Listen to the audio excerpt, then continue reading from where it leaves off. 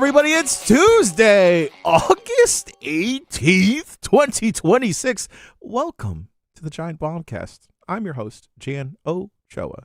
Joining me, as always, co-captain of the ship, Jeff Grubb. So happy to be here, Jan. Thank you so much.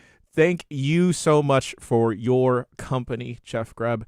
And I would also like to thank this person for being a part of the company, Chuck Zimmerheld. It's me. I'm here. I'm really tired. I saw the Foo Fighters last night, but I'm ready to go. Fantastic to the Foo Fighters. Did they play Monkey Wrench?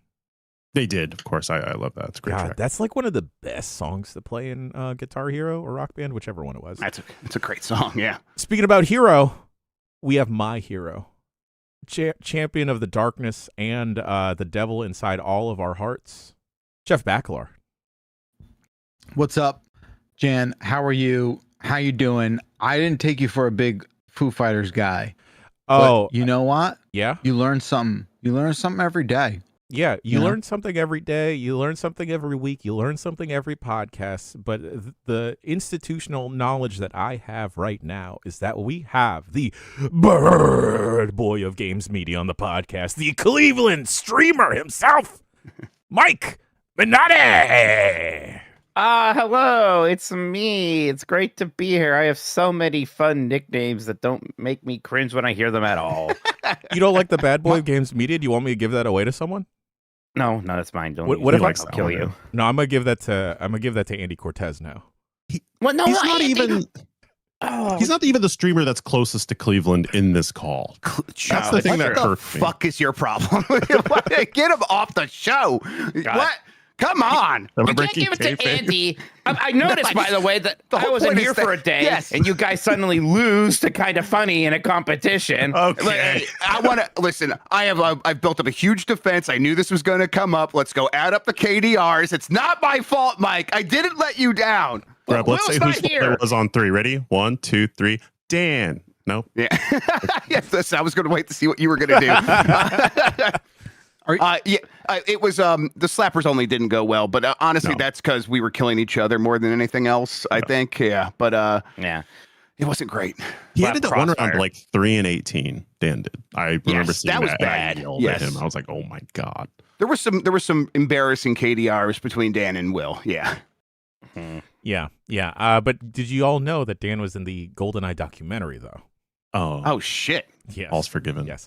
What GoldenEye documentary? Who made this? Like, what are we talking about here? Like, what kind of a documentary are we talking about? The GoldenEye documentary, right? Yeah. What does that mean? Like, did Rare make it? Like, who made this thing? I wasn't quite sure. I was just politely nodding my head. Has anyone seen this thing? Because I haven't. But you know what you can see, Mike Minotti? You can see the first episode of Cat Jerfman for the premium members out there and the YouTube members. Jeff Grubb, how can people do that? And how can people also, in turn, support us? You can see Cat Jerfman and Associates if you go to giantbomb.com/join, become a premium member.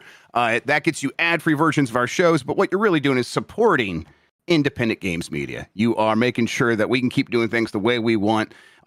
Everyone who has supported us, we notice you, we see you, we thank you, and we get to do cool stuff like that premium exclusive streaming debut of our first premium Blight Club, which was a delight. It was truly fun, and I want to do more of that stuff, and we will with your support. Giantbomb.com/join. It gets you all kinds of other premium shows as well, right? Yes. Not only can you get the first ever premium Blight Club season, you can continue to tune in to Mike Minotti, Jeff Grubb, and Dan Reichert navigating the sewers in This Is the Run Sewer Shark.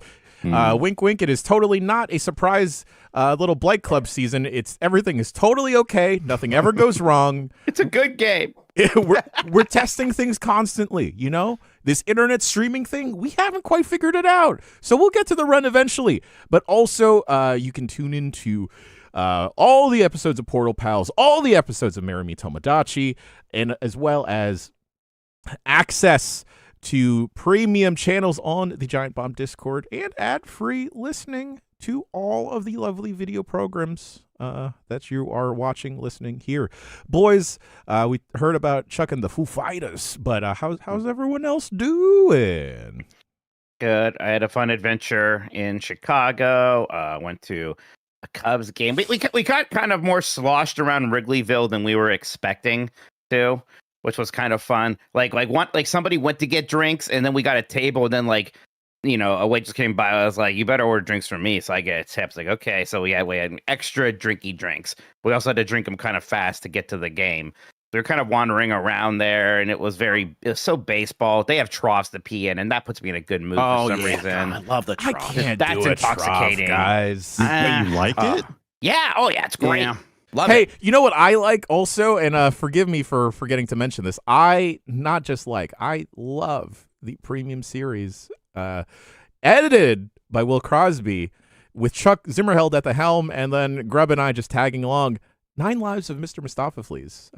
Some of the most masterful editing happening on the website right now. Go ahead, continue about your P-Trough, Mike Minotti. I think he's got one right there. I don't want to talk about that anymore. You forgot, Jan? No. Drop my whole audio thing. Hopefully, I'm still coming through. Hey, look! At the con I went to, I got Ernie Reyes Jr. to sign my canister of TGRI ooze. Was very excited about that. That was the one autographed we got. We got a couple pictures. Me and my brothers got one Christopher Lloyd, and we got one Sean Astin, and then we got to enjoy some panels. The one with all the hobbits. We saw Sam Raimi. He's a funny guy. Sam Raimi's like a funny. Sam Raimi's awesome. he's a funny weirdo. Guy. Yes, he's like a fun weirdo though. That was nice.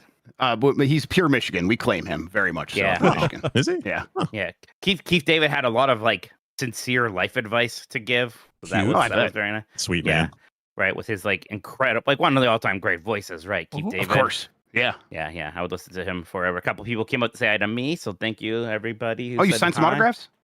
I did sign one autograph. Really? Hell yeah. And big time. calling it an autograph is a bit obnoxious. They're like, "Oh, could you sign the?" You just signed postcard?" someone's breast? I signed something. Yeah. I was gonna say which boob, the left or the right. Yeah. It was the cum gutters. No, it was all. Oh, above the board. underboob too.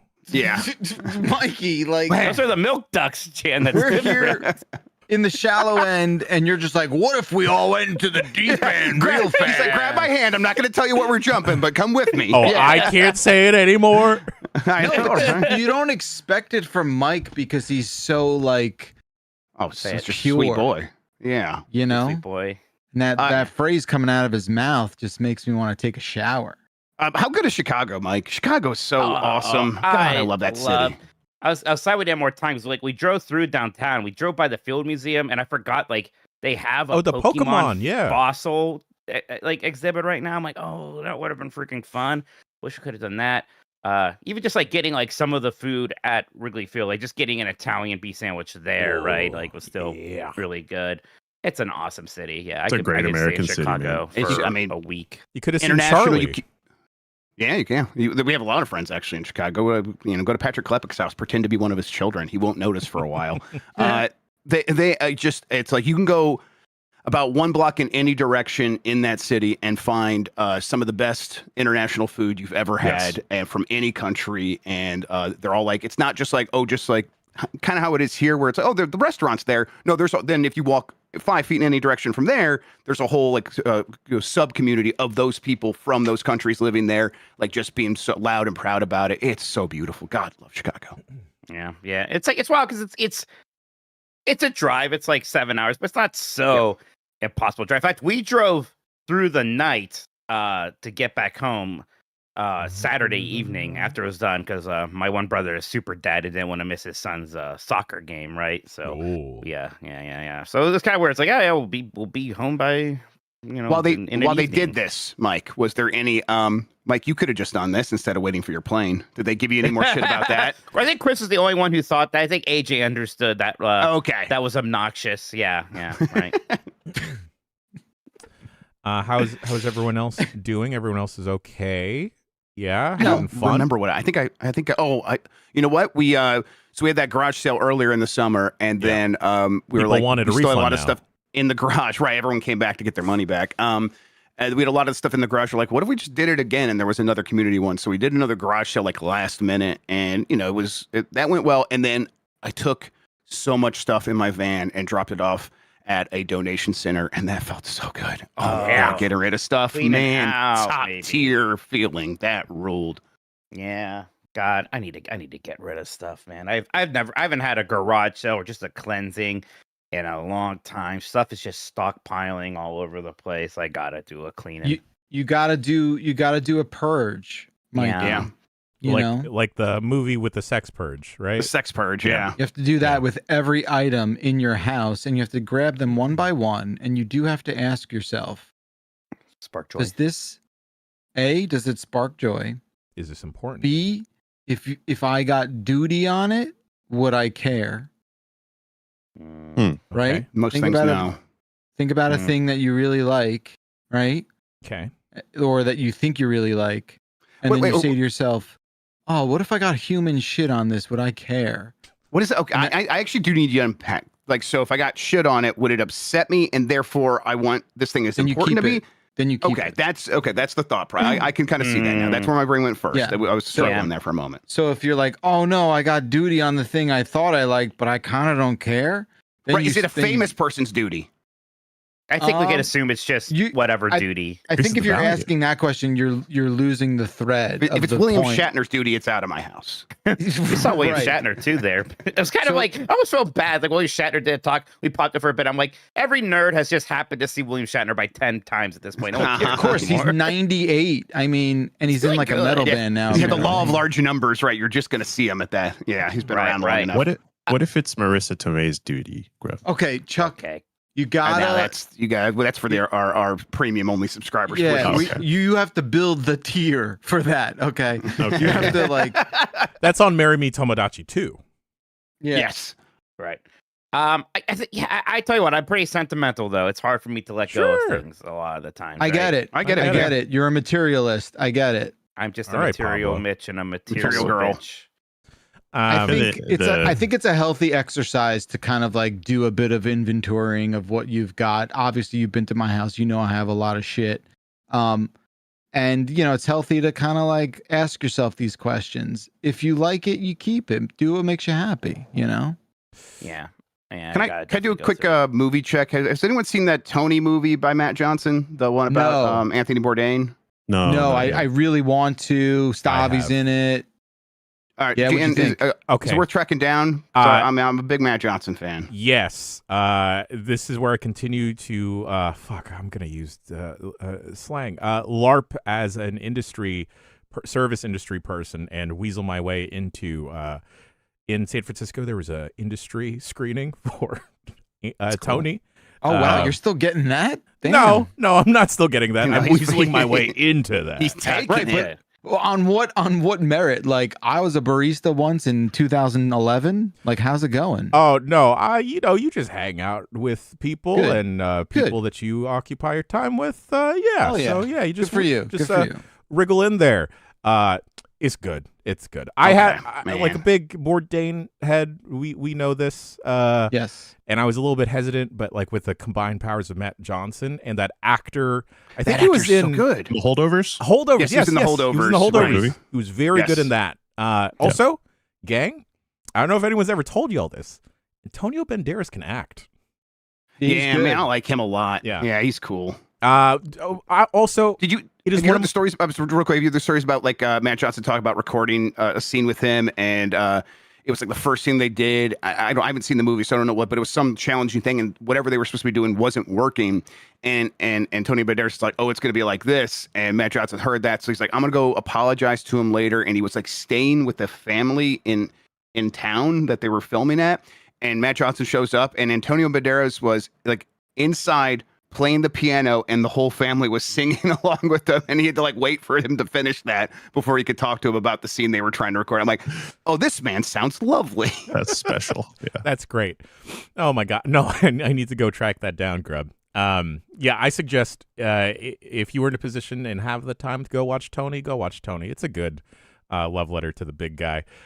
It is one of my goals, though, to get Stavi and Jeff Bakalar in the same room. It is one of my Yeah, goals. it's Honestly, time. I've met a lot of celebrities in my life. He would break me. Yeah, He's- I don't think he's I could. great. I don't think. I don't know. Maybe I could. I don't know. For me right now, he's probably like the one guy that I would like lose it over. He just has such a good attitude about like all of it, right? Like he just He's like, he is absolutely like works so blue, and then but he doesn't fall into all the traps of all the other comedians of like, well, now it's time. Here's how I support Trump or whatever. He like talks shit to all his friends that did do that, but he also doesn't make it sort of like he's preaching to them. Yeah. He's like, you guys are dipshits. I don't know. I couldn't do it. He's very good at it.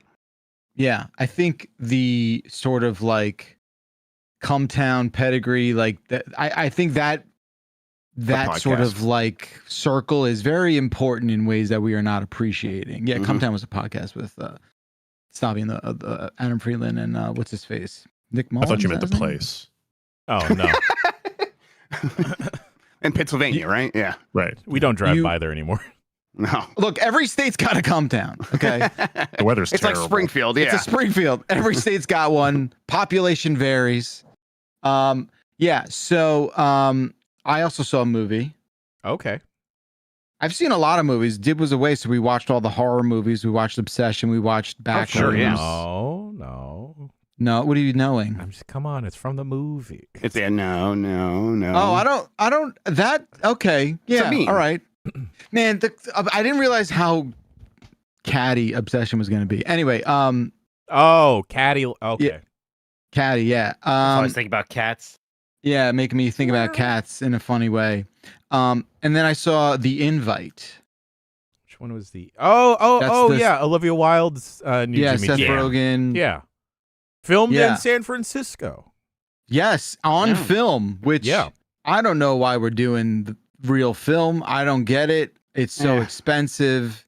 It's just hard to deal with. And it doesn't drive me crazy. It's just like, I just know that crew members don't get paid enough on set. Yes, to deal with that. I know this for a fact. I have firsthand experience. I know, I see the budget. I understand. And it bothers me that we are spending so much money on film and the fucking expensive limitations that come along with shooting on film bring. And then we are not paying everyone else on the set enough. And that bothers me. Like there's some great directors of photography now who can make digital look just like film. Of course they can. Of course. And look, I went to film school. I'm a freak where I'm like, digital will never be able to capture the true essence of like light burned into, fuck you, okay? To pig fat or whatever it is, yeah. Fuck you. But if it pays the crew more and you can do everything you need to do, I don't want to fucking hear it. Yes, what are you gonna say, Chuck? You've just made the argument against vinyl because it's the exact same argument. No, I don't. Because vinyl's not like It's a some different like experience. Yeah, like, it's right. it's apples and oranges. I'm talking about. I'm talking about film production cutting in the way of like compensation for people. Sure. Where like vinyl doesn't have that same relationship with.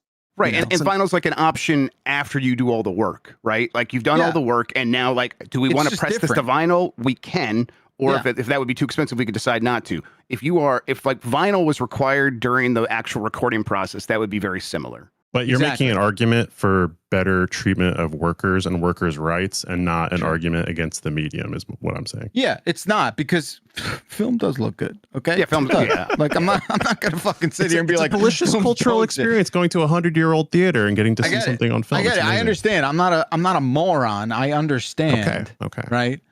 But yeah. Anyway, regardless, The Invite was a lot of fun. Yeah. I thought it was very well done. I thought it was an interesting higher point in Olivia Wilde's directing career compared to that Don't Worry Darling movie, which was not the best.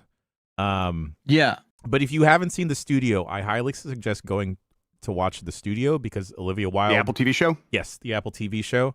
Because Olivia Wilde makes an appearance as herself talking to Seth Rogen's fictional character, and like they just gush... and talk poetically about the process of filmmaking. It's very fun and it's very infectious. Jan, where did LARPing come from?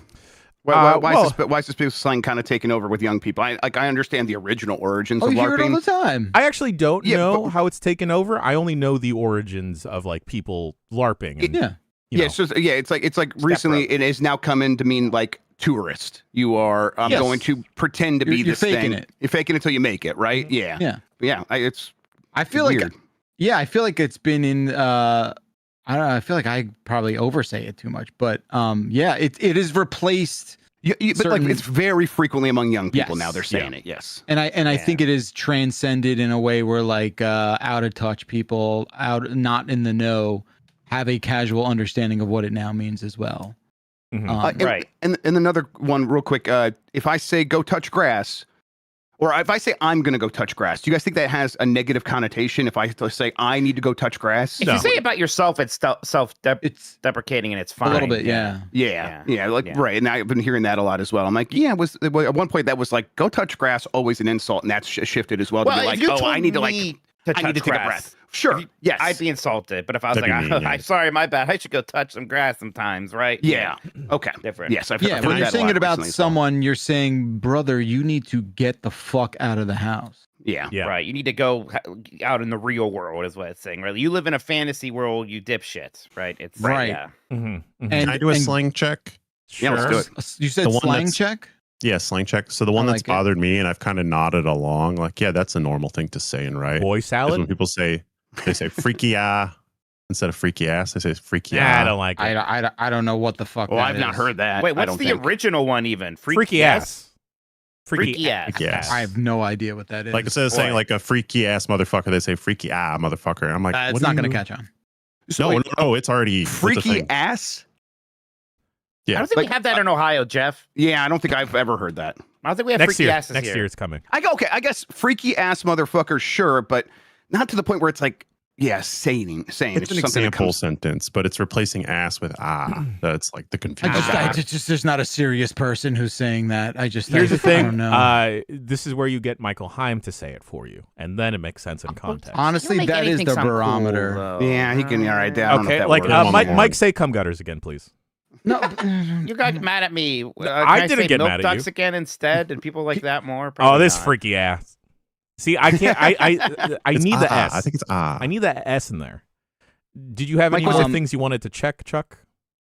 yeah. No, Yeah. the Chuck check is done. Okay. I got one more. The Mike in. I guess we're going to talk about this game, but this is separate. You got. Was it a milk bath that upsetted you? Yes, I was very upset What? about the Yes. character who wanted to give my feet a milk bath. Yes. Right. You specifically your feet. Yeah. Yeah. What's the deal with milk baths? Does milk have some properties for cleaning that? Because it is a thing. I It feel like seems perverted. yeah, Yeah. it seems like a sex thing. I just Well- couldn't imagine being covered in cow's milk and come out and being like, well, that I have improved my state now. Like, Yeah, I'm I know, better yeah, now. yeah. I'm sure it has some like ancient world, like I don't know, religious connotations or Did- something, right? Sure. But Did I don't y'all- like it. Did y'all have friends in like the 2010s that wanted to do like a milk bath photo shoot?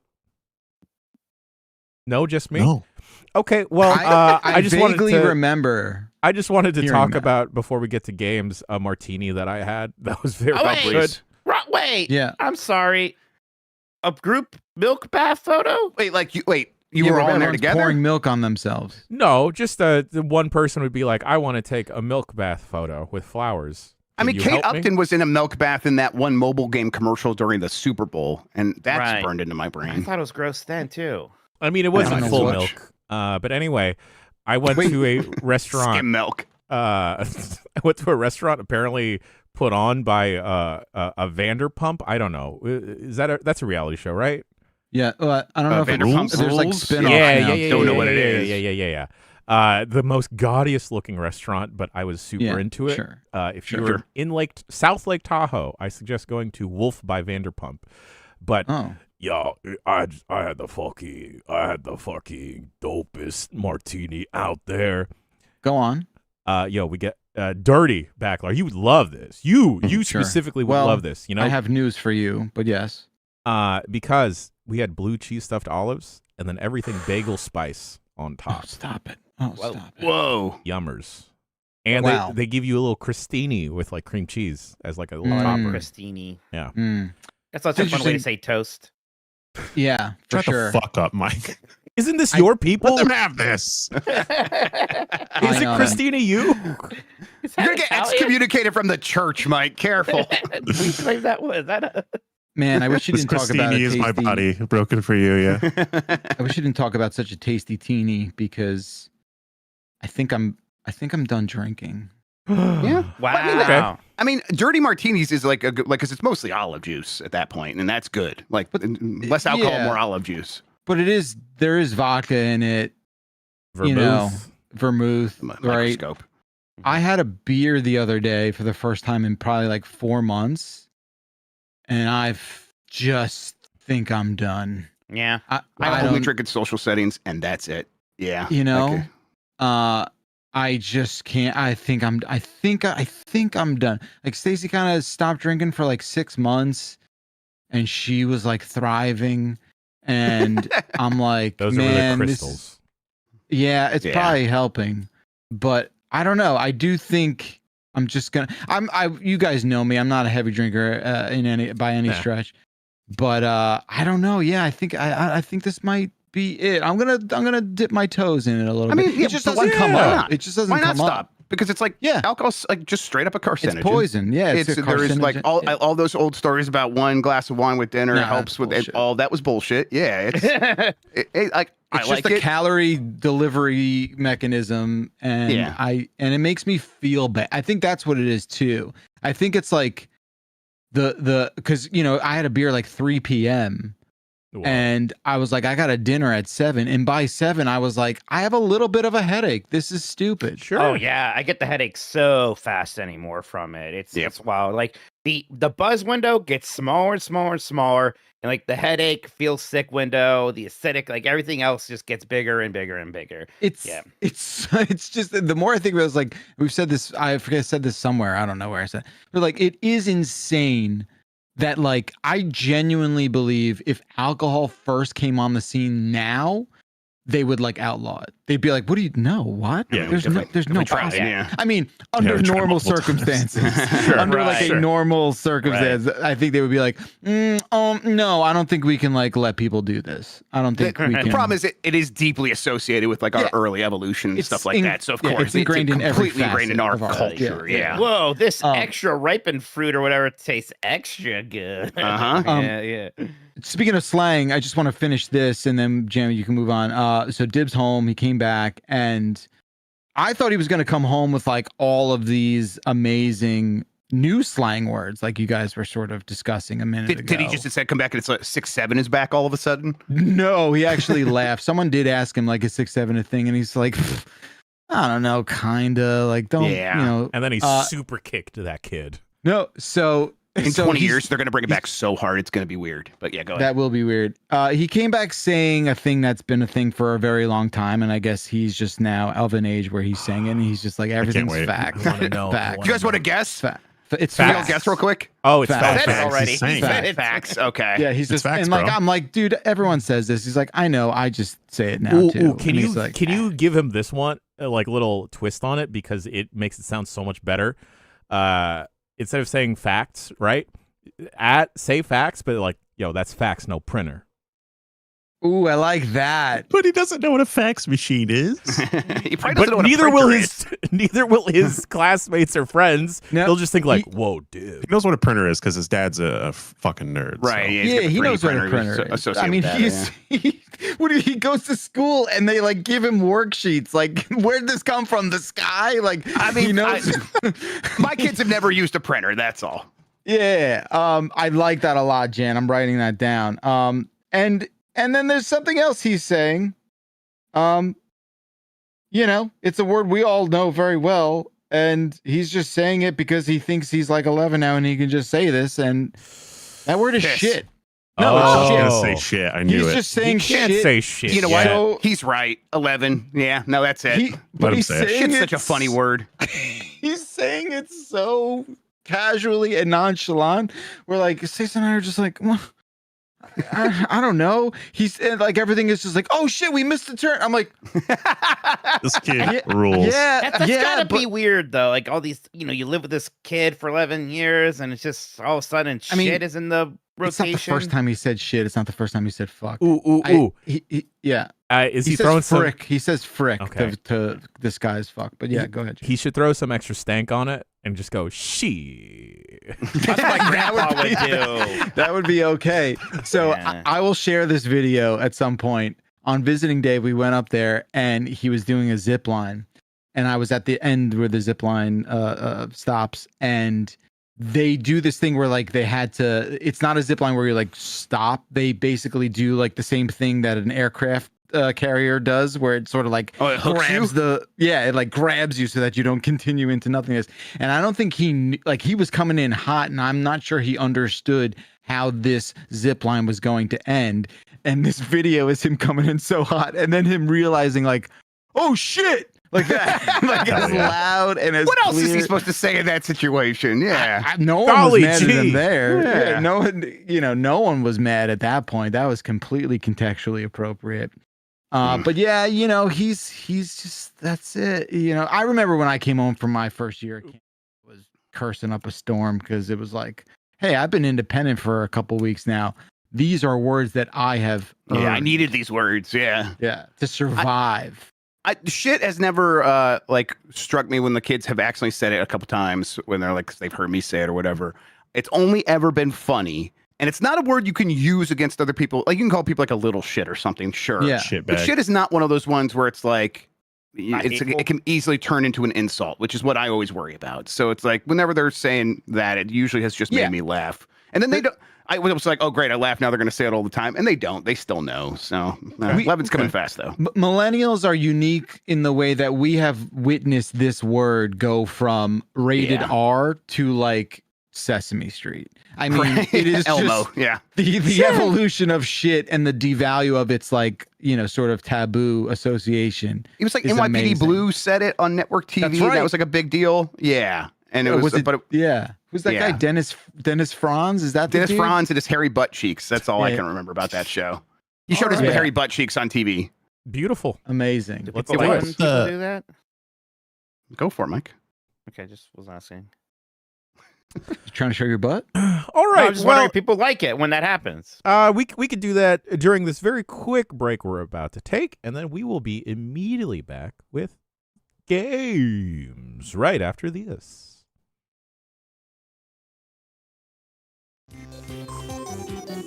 Shit. Hey, stop. Sorry. That's gonna mess Sean up. Great. Shit. Come on, guys. Fuck. That's where my recording started. Yeah. Friends, we love a good themed week here at giantbomb.com. I'm not going to say that we brought it back, but I think we brought it back. With B Week a couple of years ago, and then the hyper successful Fishing Week, and then of course the soon to come Pinball Week later this year. But I think us as an industry, we should all unite. There's a lot of vitriol amongst different parts and different levels of it, but I think we should all unite and just have Ball Week. All right. I don't know when we're going to have this. I'm going to meet with the other delegates from the other outlets and publishers and whatnot, but Harris Foster has kindly already participated in Ball Week by putting on my radar Hyperdrop. Currently, there is a demo of this, gang. I didn't realize there was a demo. Oh man, I wish I would have played this. Grubb, it's bad. I almost forgot about this show because I was playing the demo.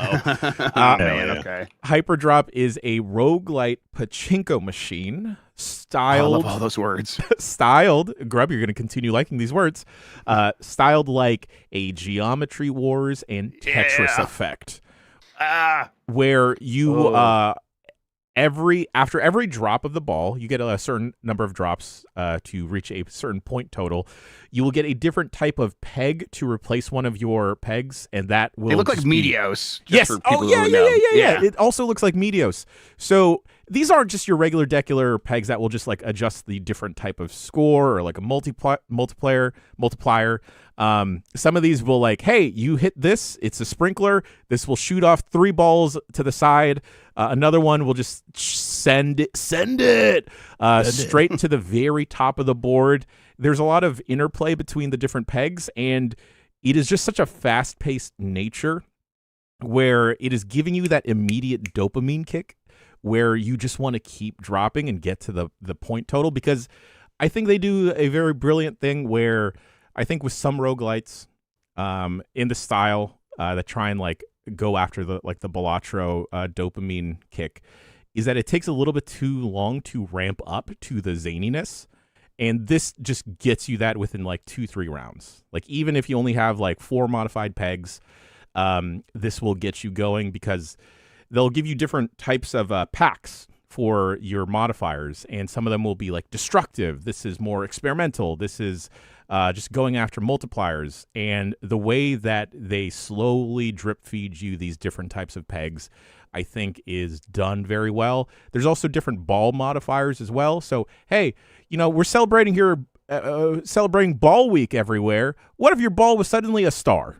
And the physics change where now the star is like a little bit heavier, and then the star is getting caught on the different types of pegs, whether they're just like a base regular one or a cool modified one. It also feels like the type of game that there is an insane amount of depth and how these different pegs will interact with each other, because there was one that I put a couple on my board that I noticed weren't working or activating whenever I would hit them, and I didn't realize that they needed a battery to be operated. So I think you have to be mindful of placement and everything. And the tutorial is very quick, and then it kind of throws you into a situation where your whole board of play level was just completely populated with different modifiers of these perks for the pegs. So the balls were just jumping and bouncing all over the place. Hyperdrop, I highly recommend that. Demo's out right now. Do you have any idea when it's out? No idea. But you can. This is 2027, next year. I think. Yeah. Okay, next year. This this demo will let you keep going for a while, at least just for like the basic level. So it's enough to get you going. And then you talked about it, so as you're going through the roguelite process of things are changing because you're getting modifiers, is it like split evenly between the playfield and the ball, or is there like a different path for like, I'll upgrade the ball, or does the playfield get modified as you kind of interact with it? So how does that work? You'll visit a shop where you have the option to modify the playfield, get the different types of pegs to modify the playfield, or you will get like a different pack to give you different choices to modify your ball. So not only can you very Balatro, I got it. Yeah. So not only can you modify like the shape of the ball, like you can make it into a star, an egg shape, something a little bit bigger than the normal one, so it'll like definitely pass through all the different pegs. There are different weights you can add to it as well. So like you can make one like a super heavy ball, so it's going to go down slower. There's also one of the packs was really promoting ball preservation, where to delay and keep your ball onto the field, where like, hey, you'll have parachutes or time delays, your ball will get stuck here. And some of the pegs that you come across also have different rarities as well, kind of like a Balatro. I came across one where it looked, Backlar, you'll love this. It looked like a transmutation circle, and if you hit it, you summoned 3 balls. Wow. Multi-ball. Yeah. And then you can, if you don't like where a peg is placed, you can delete it and move it around. Some of them are directional, so instead of shooting the ball straight back up, it can like shoot it diagonally, and you can pick which direction it'll shoot diagonally. The funny thing though is that I feel like in any pachinko like game, if a ball goes back up to the top of the playfield, it's safe, right? I had placed a bunch of bombs at the top of my playfield, and there were a couple runs where I would lose, and I'd have to restart the run because the bomb had blew the ball out of the field completely, so it didn't even get the chance to go down. And I like that kind of sandboxiness to this. Yes. What's going on? Like, what do you mean? Just like pinball. I'm just gonna say, pinball is something is happening. You know what it is? It's like, I think developers are figuring out there is a bucket of things that if you put them in your game, it'll make your game better. And this game looks like it was made from just those components, where it's like, right. I think I probably have said, just make your game a roguelite, it'll be better. Just make your game Geometry Wars, it'll be better. Just put pachinko in your game, it'll be better. And this is exactly that game. Yeah. It's I mean, it's themes having the pins and pegs thing. I just feel like pin and peg fest, baby. I've never been so seen. Yeah, This is for you, Jeff. Yeah, You the know, vibes out there. I'm they just respect glad, it. we didn't overlap for Pinball Week. You know, that would have been a Right. nightmare. A Yeah, nightmare. it's Right. hard. They would owe us situation. money.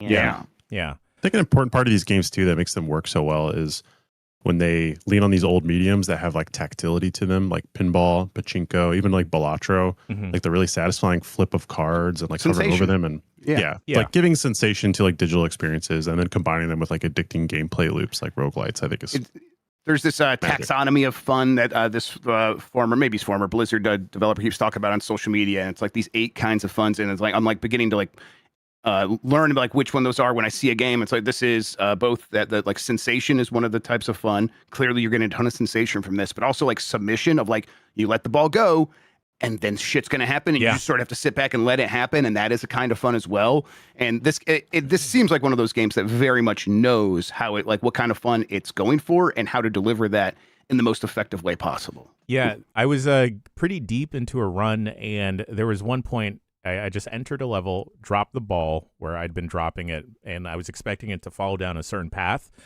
And then like a solid minute goes by, and like the balls are still bouncing around, and I don't quite understand why they're still bouncing around, despite me placing all of the pegs here and designing the board. I think this also does like a good, neat thing where that I haven't really felt since Peggle, where there's like a little bit of like heft to the ball, right? Like Yeah, you feel it, the tactileness you're talking about, Chuck. that's so important for this. Yeah. Yeah. Because there was what was that RPG Peggle-like game? Peglin, I think. Peglin, yeah, I think it was yes. Peglin, yeah. I never quite got into it, despite really wanting to, and that It's very okay. It's very The okay. the tactile nature of it that we keep speaking to was not there. It felt very much like a PNG moving through a field of JPEGs. Is what it felt like. Yeah. Yeah. Here it feels like okay, the ball physics are proper and like not quite going where I want them to going, but the chaos and how it's interacting with everything I'm seeing, it just like tickles my brain. Yeah. Speaking about tickling my brain and tickling people's insides, Mortal Shell 2 has come out. Chuck Zimmerheld, you've reviewed it for the website. that's right. 4.5 stars out of 5. And Mike That's Minotti, a lot. It's high praise. It Mike is. Minotti, you've also been playing it. Yeah, just a few hours, but yeah, definitely enough to get a good sense of the flavor here.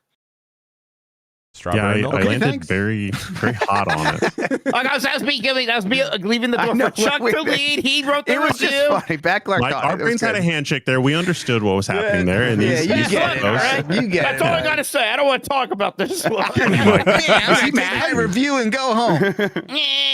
It's good. What do you want? That's kind of my new thing. I've been I mean, you doing didn't it like the milk yeah. foot bath part. That was Yeah. that was the real Now, issue for you. to be but- fair, you could kill that person, and I did. yes, Oh God! Oh, yeah, Whoa. that's very important. And Damn. guess what he had on him? Guess what he fucking had on him? So about this. Let's talk about Pictures this of feet? before anything else. My feet.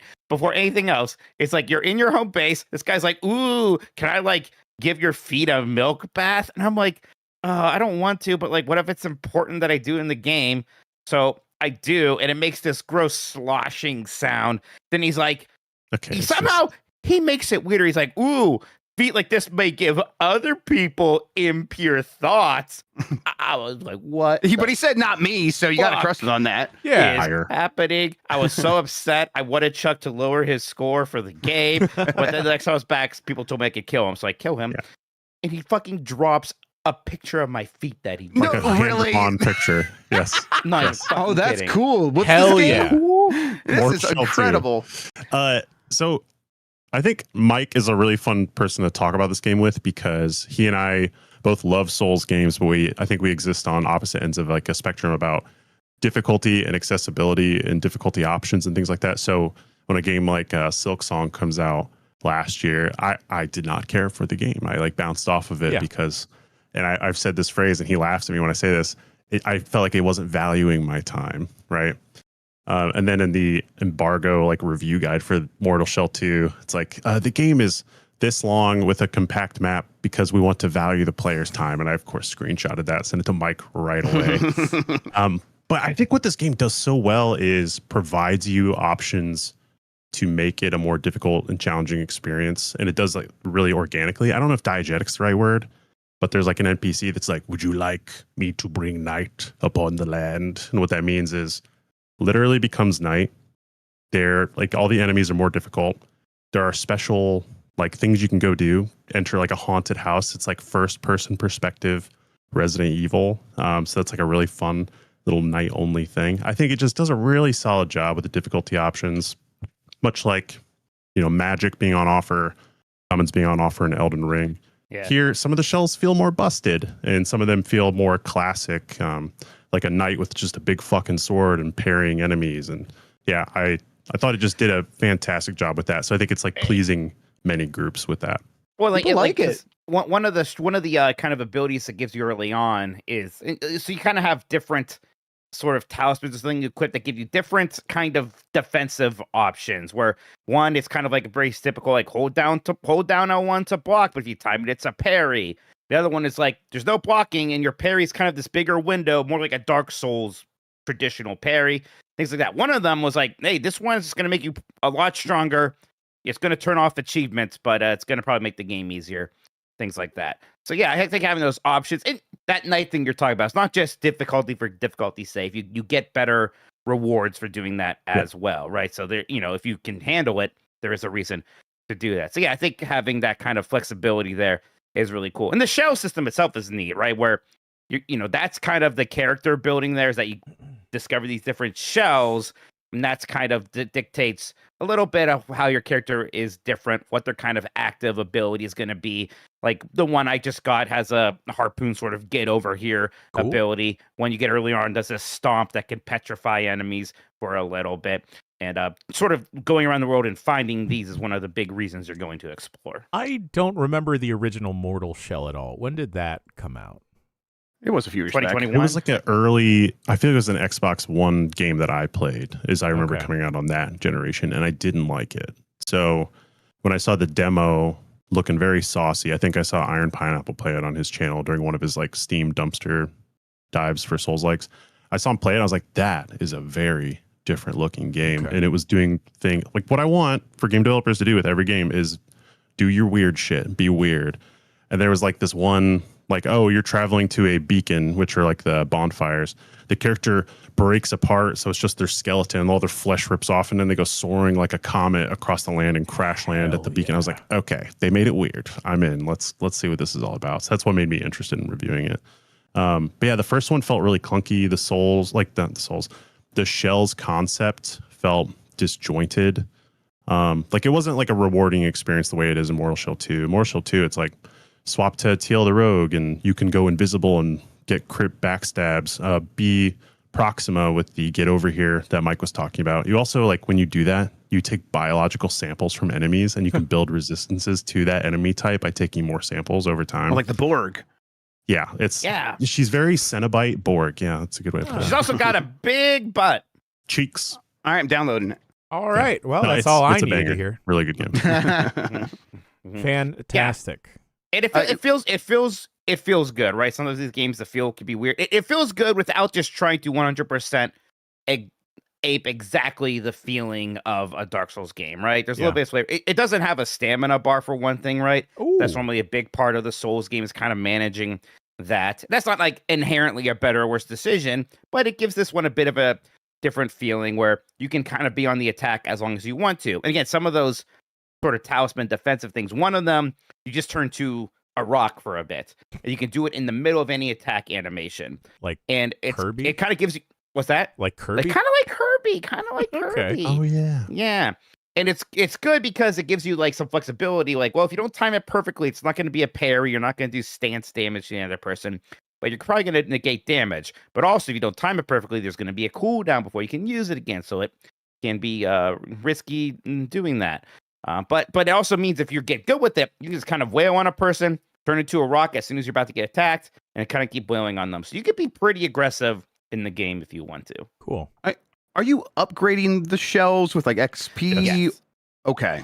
Yeah. So you collect glimpses, which are representative of memories of the different shells.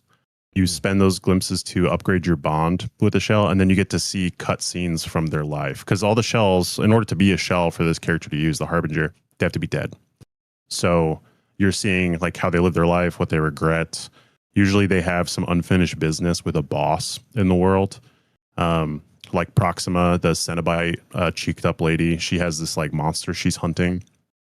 So you get to see like, why is she here? What was she doing? How did she die? What relationships did she have with other characters? So there's like a really sweet one with her too, where you're like, oh, she's kind of connected to this other NPC, and then the NPC has a pet, and she like that shell when you're her is the only one allowed to pet that guy's pet, which is like really cool. So I know Mike hates petting the dog in games, but that's an earned one.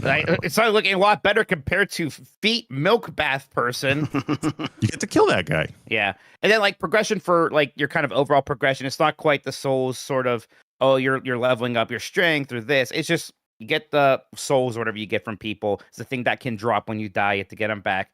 You use them to just level up, and it's kind of like, all right, this is going to increase your health and this, that sort of stat. Then the weapons that they have, again, like souls items that will upgrade them. So it's familiar, a bit of twist. I mean, look, it is very Dark Souls, right? Right. But I think it is doing enough of its own twist that it does feel like its own thing enough, while also clearly giving people who like that genre what they want. I will say maybe like one of my frustrations so far. It's funny because it goes a little bit into that respecting your time thing, Chuck. But I've actually, the run backs for me have been a little annoying so far. Like, I'm not getting enough of those checkpoints. And multiple times I've been in areas like, I got so far and I'm going to have to run past these people again. And that's kind of, part of the genre. I get it. But I wish there was just a few more of the campfires, whatever they're called in this game. Beacons. Yeah. When I was watching you play, you were in the area that has the worst beacon distribution in the whole game. Yeah. So, yeah, that makes sense. Just last question for me. The map, like you said, it's a compact map. Like relative to what? Like relative to a Dark Souls game or relative to Elden Ring? It's closer to a Dark Souls 1. Okay. Yeah. And I don't know about exact size. Don't quote me on that. It's not like one for one. Yeah, but just give me the vibe, the feel that you had. Yeah. The way it's like you have routes to get to each of the areas. That's like pretty wide open.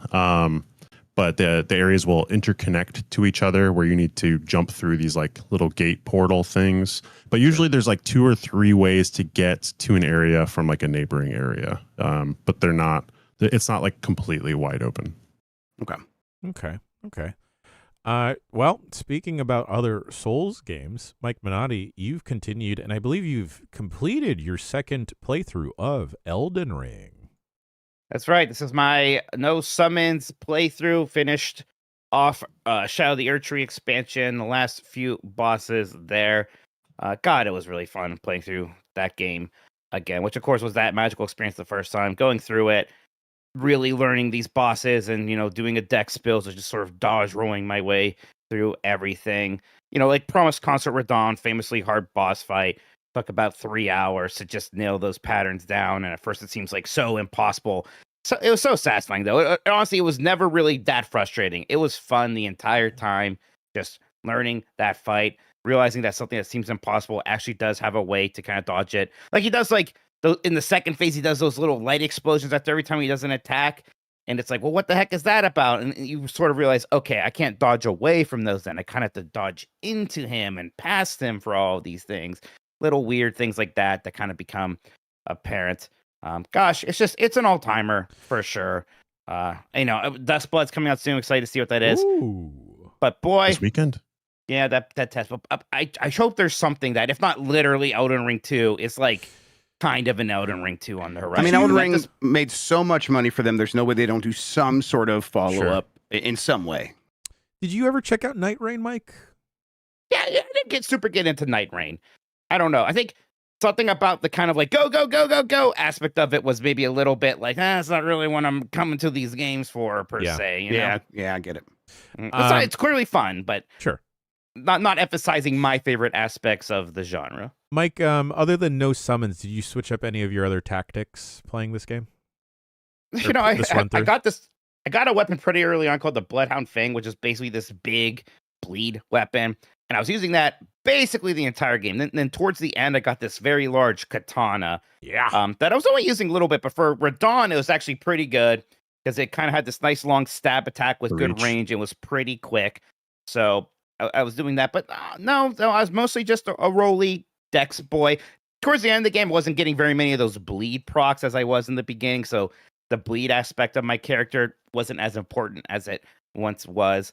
But yeah, I tell you what, though, like the game's coming out on Switch too soon. I wouldn't mind just playing it again. Maybe finally using magic for once or something like that, man. Right? Like just you finish that game, it takes 60 hours or whatever, and I'm still like, what if I did it again? That would be fun. Yeah. It's that good. Speaking about tactics, Jeff Grubb, I'm quite jealous because you have gotten the chance to check out Fire Emblem Fortune's Weave. Yeah, I've played about 30 hours of this game. I can talk up to a certain point, so I'll probably talk in mostly vague terms and nothing too specific about the story or the characters. But yeah, I'll say I can't put it down for the most part. There was definitely an early part of my playthrough in that arc where it was overwhelming. There were so many different systems of how you go from one mission to the next and all the things that happen in between. And I wasn't sure if I would figure it out, let alone like it. But I did get to a point where it's like, I am into this. And the way this, what this is and how that works. So you have a player character and you go through the prologue, and it kind of sets up that there is this undead army rising, and your character works with a god who can manipulate time. And she's going to help you go get these 4 hero characters that can bring their crew to maybe help you. And so you then select as the player one of these 4 characters, and it's the ones you've seen in the trailers. And you go through their story, which is primarily through the first vast majority of the game, a tournament arc where these characters are actually battling against one another, and they're trying to get a wish for their own personal stories. Any wish could be granted if you win this tournament. And so they have these set matches on a calendar, and there's a calendar that's represented in the game. You can see it there. In fact, the date and the month and day are always available in the game. You can see it there in the bottom left corner. And so these matches are happening at set times. And one of the aspects here is these matches often are so set in stone that they do interweave between the various characters. So you'll see it from one perspective, then you go play as the other character if you would like. And this is something you could do at any time. You can go to a save point and jump from one character to the other and continue their story and kind of do it in parallel if you want. That was a little bit challenging for me. I had so much momentum with one character, I just kept going. Mm-hmm. But you can see it from different perspectives. And that is a cool system, a cool idea. Now, when these battles are happening on these certain dates, you have lots of days between that's going to happen, and days become a resource that you can spend primarily by exploring the world map. If you're exploring the town, which is the equivalent of the 3 houses, the monastery or whatever it was called. Yeah. I'm not going to do proper nouns. That's not my thing. The monastery you were in 3 houses, very similar to the city. There's people standing around. You can go recruit them. They have requirements to recruit them. So you kind of have to do certain things. And this will lead you into the world map where you can travel around from node to node and accomplish various things to build up your renown, which is one of the main ways you can attract these new people to your crew, and to get other resources to upgrade your weapons and all this other stuff. This is also where you will find many of the skirmishes that are the traditional Fire Emblem battles between these main fights that you're going to get in the story mode. Now, that's not the only thing you're going to find on this world map. You're going to find these new battles that are exploring dungeons, exploring caves. That looks a little bit more like a traditional JRPG battle, where you have 4 characters from your team on one side, and they're lined up side by side against the other team. Now, they have a shared pool of HP, both your team and the other team. So what happens is the enemy units will have, here's a guy with a spear, here's a guy with armor, here's a magic user, here's an archer, and you have your crew, and you're like, I need to just shift. You could select who you want to use at any time when it's your turn, and you're going to select the person that's going to do the most damage and take the least amount of damage. You also have these link points you can use, which enable you to have 2 characters attack together, but that's finite. Okay. So you kind of want to deploy that strategically.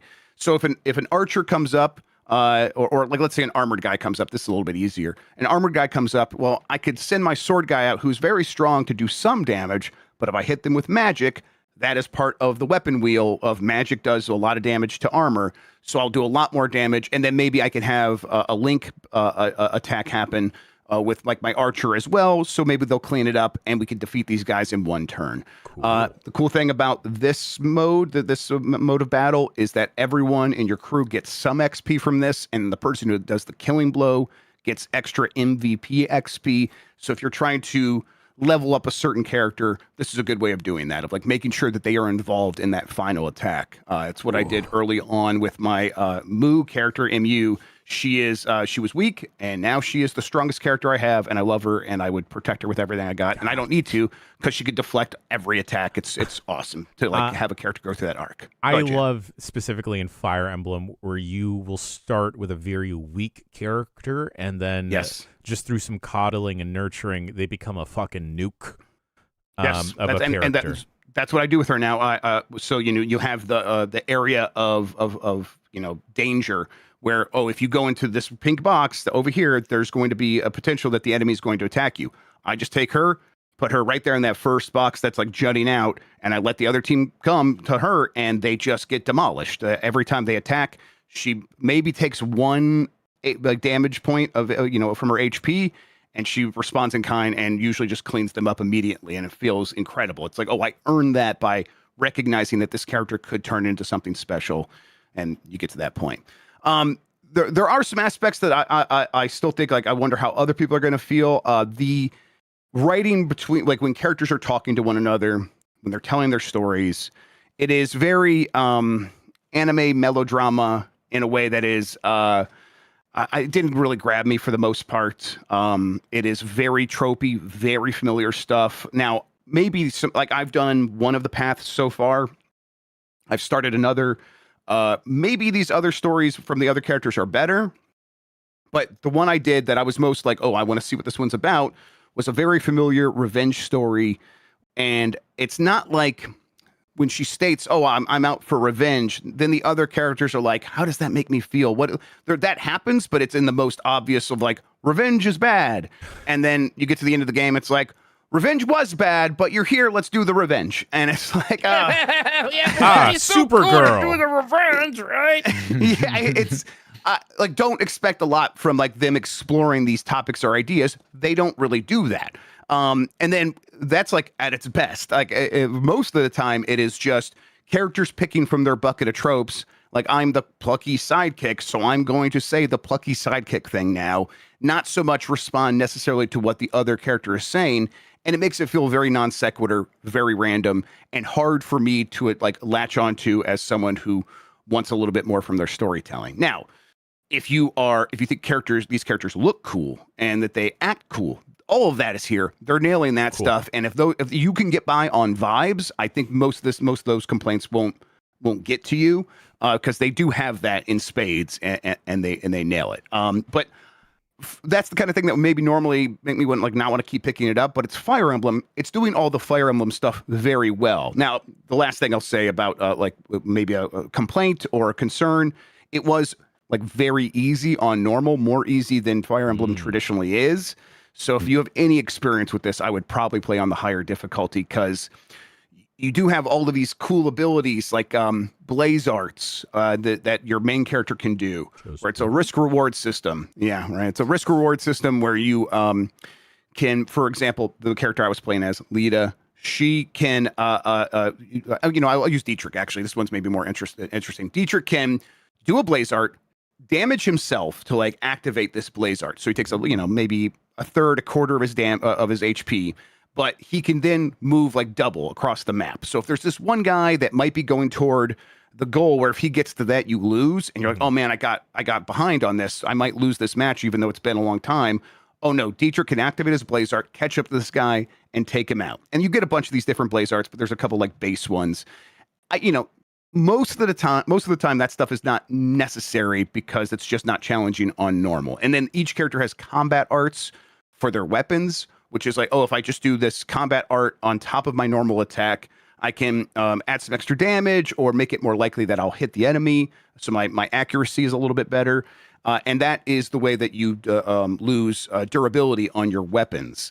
again, this is a risk reward, and you just at a certain point you're like, oh, that the risk is not worth it because I don't want to have to worry about maintaining my weapons or buying new ones or going to get them fixed, and I'm only doing a little bit of extra damage, so most of the time I'm not using that. Here and there I would, but I would imagine on the higher difficulty that would be more necessary, and so I've gone back on my second playthrough. It's not second play, the second story I'm doing. I'm playing that on higher difficulty, and that is true.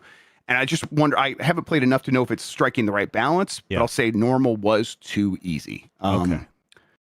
Overall, though, I think this is such an ambitious game in terms of, let's take Fire Emblem and turn it into something bigger.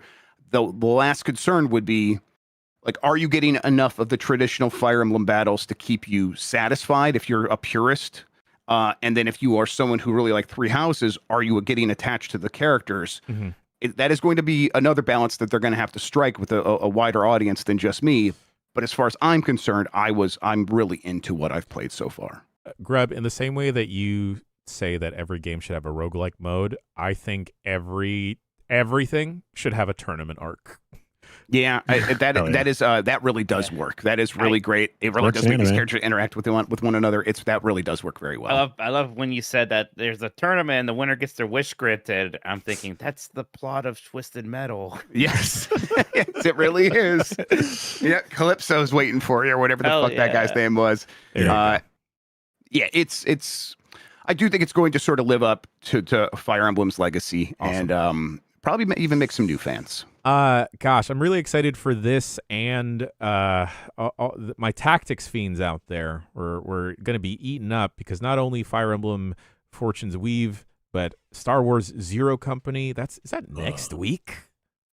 If not the week after? By the end of the month. I think it's the 27th. So is that the end of next week? Maybe. Yeah, it's Thursday. Jesus. Yeah. August 27th, everybody. I want it. Give it. I want it so bad. I want it so bad. Okay, I'm still. That they just did that new trailer and they went into a lot more detail, and it's way more story heavy than I actually assumed it was going to be. And then the important thing for me that it looks like it's going to be worked into is like the randomized operators and characters you can pick up, and I assume you'll be able to name and customize. So as long as that piece is there, go for it with the story. Oh, you want to name them after us and get them all killed again? Right. You want Mike to watch me die? Yes. But this is just one of many games piling up on the mountain that is September releases. And speaking about mountains, I've played a game and completed it. I've been playing Cairn. C-A-I-R-N. You finished it. You got it. Okay. All right. I want to Yes. hear. How'd you find it? Okay, so for folks that don't know, this came out earlier in the year. Grubb, you checked a fair amount of Cairn, right? Yeah. I did. I kind of wrote it off because I had just finished like Jusant at the tail end of last year, which was another rock climbing game, and I had foolishly assumed that these were like too similar to each other. I think Cairn was a very frustrating time across the board for me.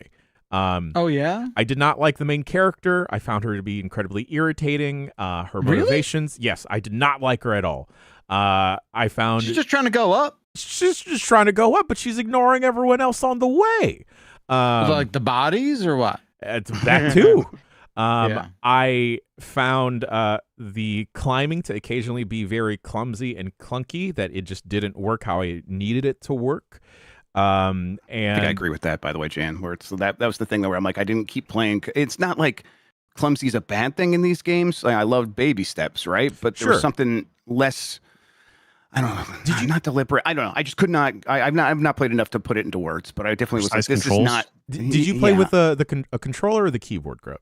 Controller? Yeah. Okay. I've seen other people have a better time playing with a keyboard, actually. Interesting. Okay. Yeah. Maybe I can give that a shot. There were moments where this game didn't properly communicate what I could and couldn't climb, and also just wasn't obeying the own rules that I've been like playing for quite a while. All these negatives being said, I absolutely fucking adored this game. Okay. Wow.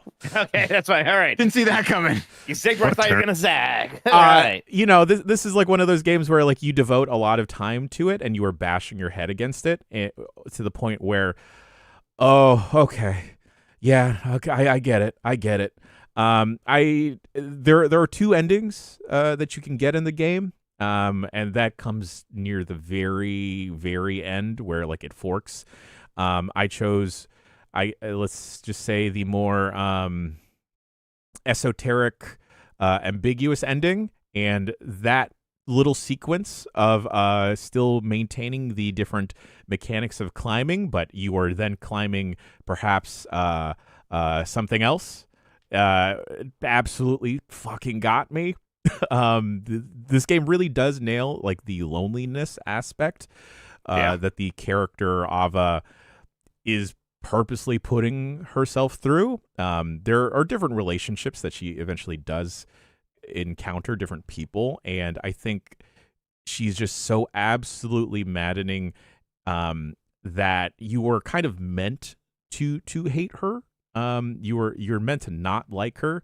And then kind of at the end, they do, at least with the ending I got, there was a good enough swerve where it's like, okay, all right, you're not well. This whole thing is like a big, gigantic coping mechanism for your inability to actually have human one-on-one interactions, because you just need the dopamine kick, or you need the monotonous task of climbing this big mountain to distract yourself from like the horrors of your own world.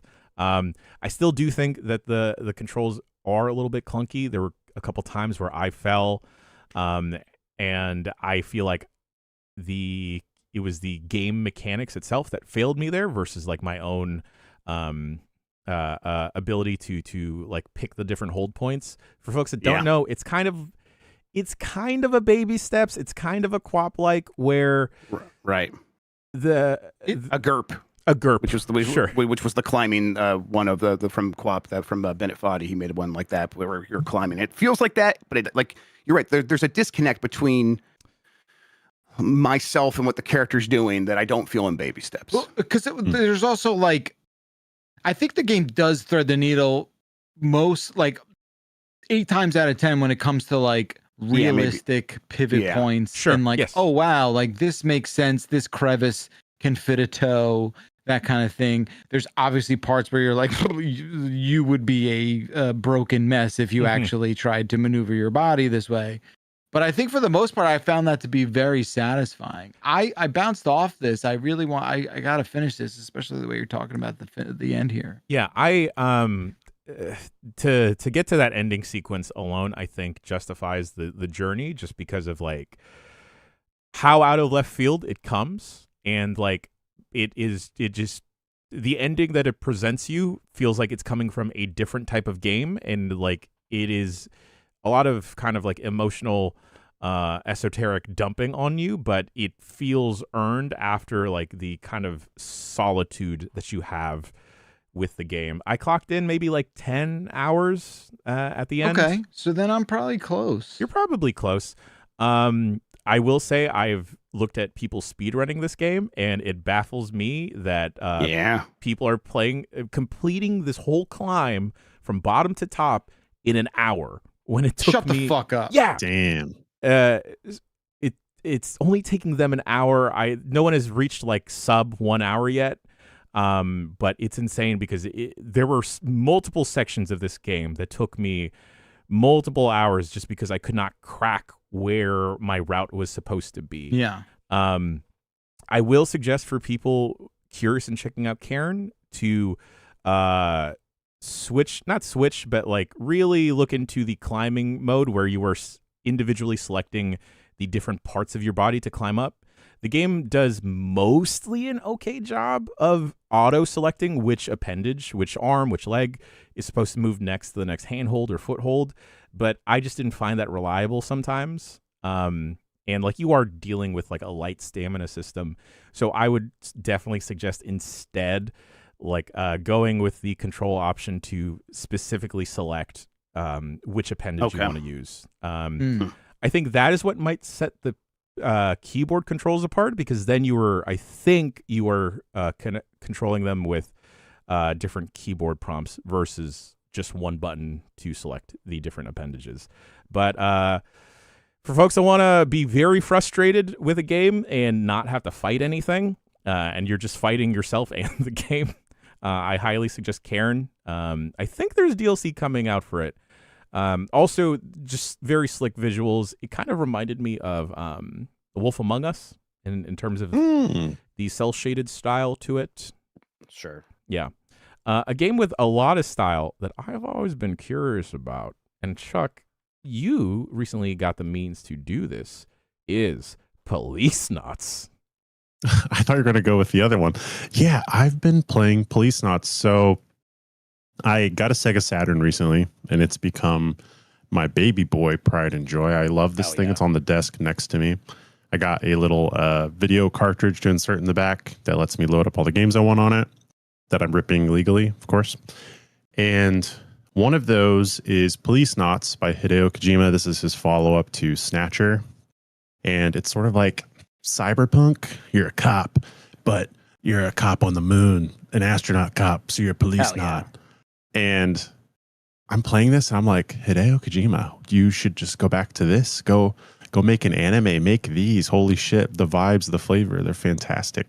The theme song, which I always associated with Metal Gear, actually came from this game. Yeah. Oh, it's so good. So good. Having a really good time with it. It's definitely got some Kojima cringe in it a little bit. This is like early Kojima too, right? Yeah. It's just like Does he have distasteful. pictures of your feet? How many milk baths are there? Distasteful options for interacting with women at points. But outside of that, it's just like a really good investigative, like revenge story. He wears his influences on his sleeves, right? He clearly was watching like a lot of Lethal Weapon or something when he made this. It's got lots of that flavor to it.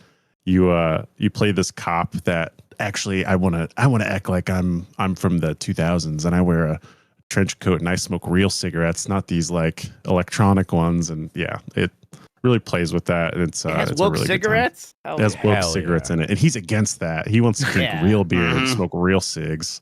Cool. But this is a English translation patch. Cool. Which, funny enough, so who? Slow Beef, is he the guy?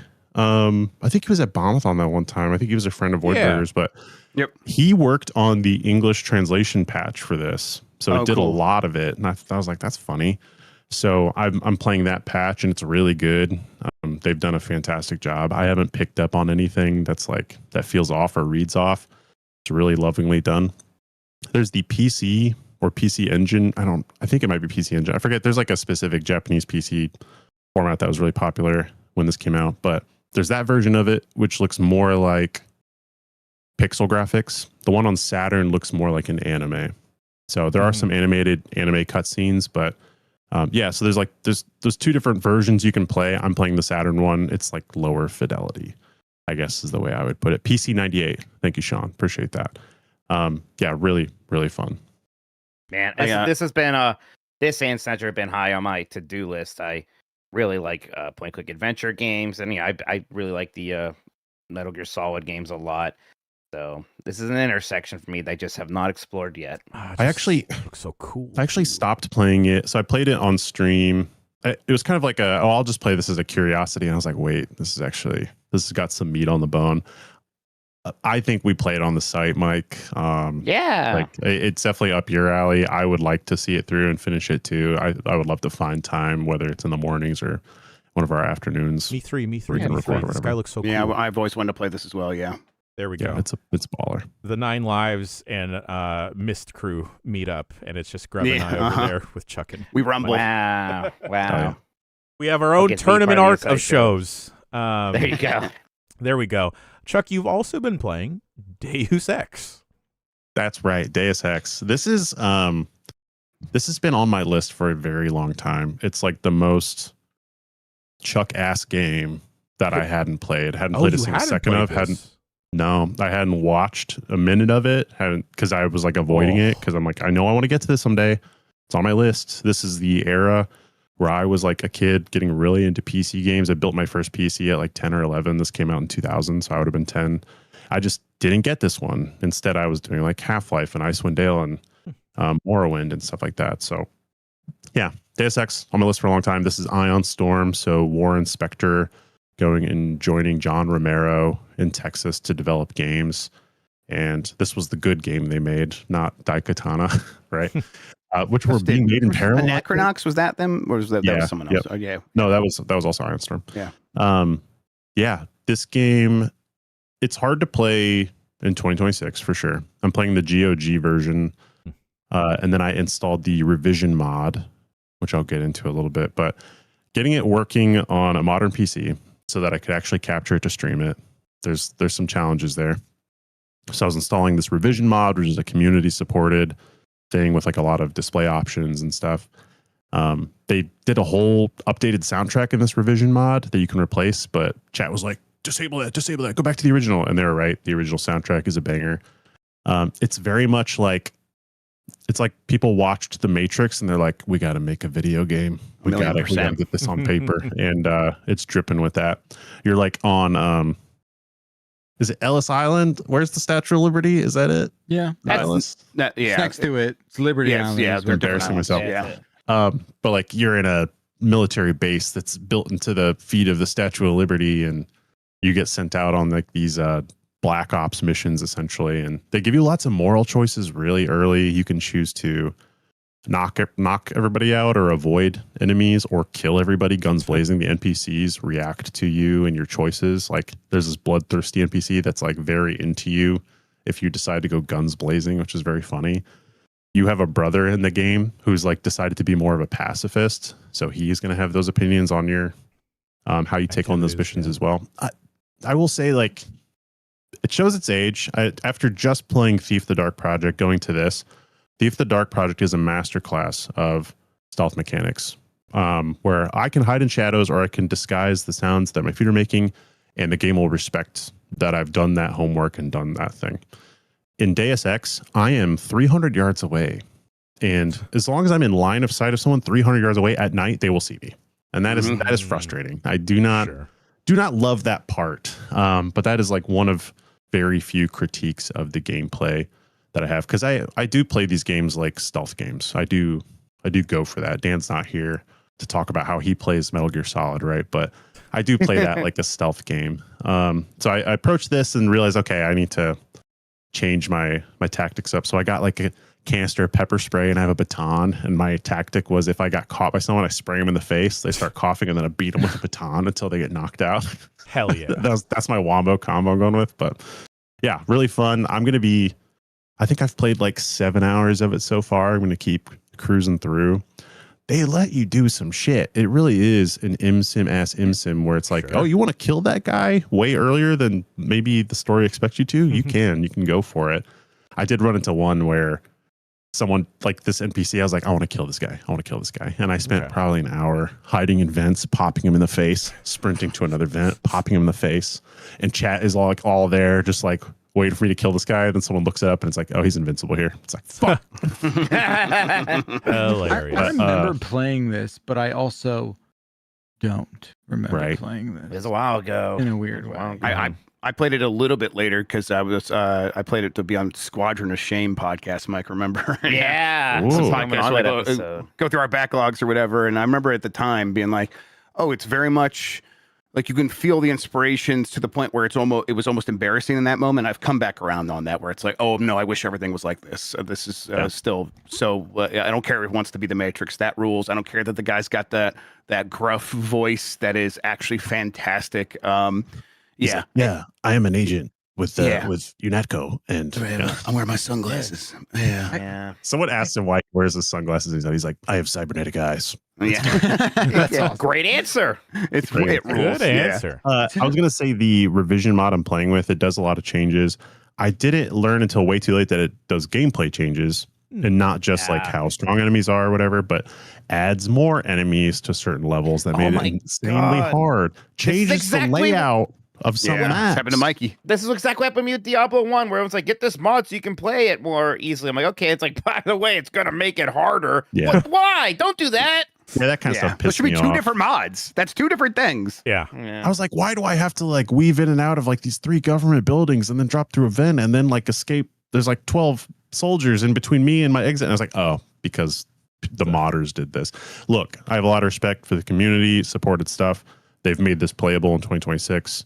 I still had to edit some config files manually to like get it to really work, but it is impressive. the brightness is an issue with this game. It's really fucking dark. And in the game, this mod has a brightness setting. So I cranked that up and I could see. But when I capture it, the brightness is gone. So I'm like, is this just like to capture it in filter? raw. You could adjust it in OBS as well, brightness in OBS. I tried. I was too dumb. Okay. But I had that problem, with Special Forces, that the other Mortal Kombat game. I had that problem. Like, I was showing up so dark on the stream, and he took some fiddling. Yeah, I need to continue filling. But I'm going to be picking that back up on Wednesday, tomorrow. Hell yeah.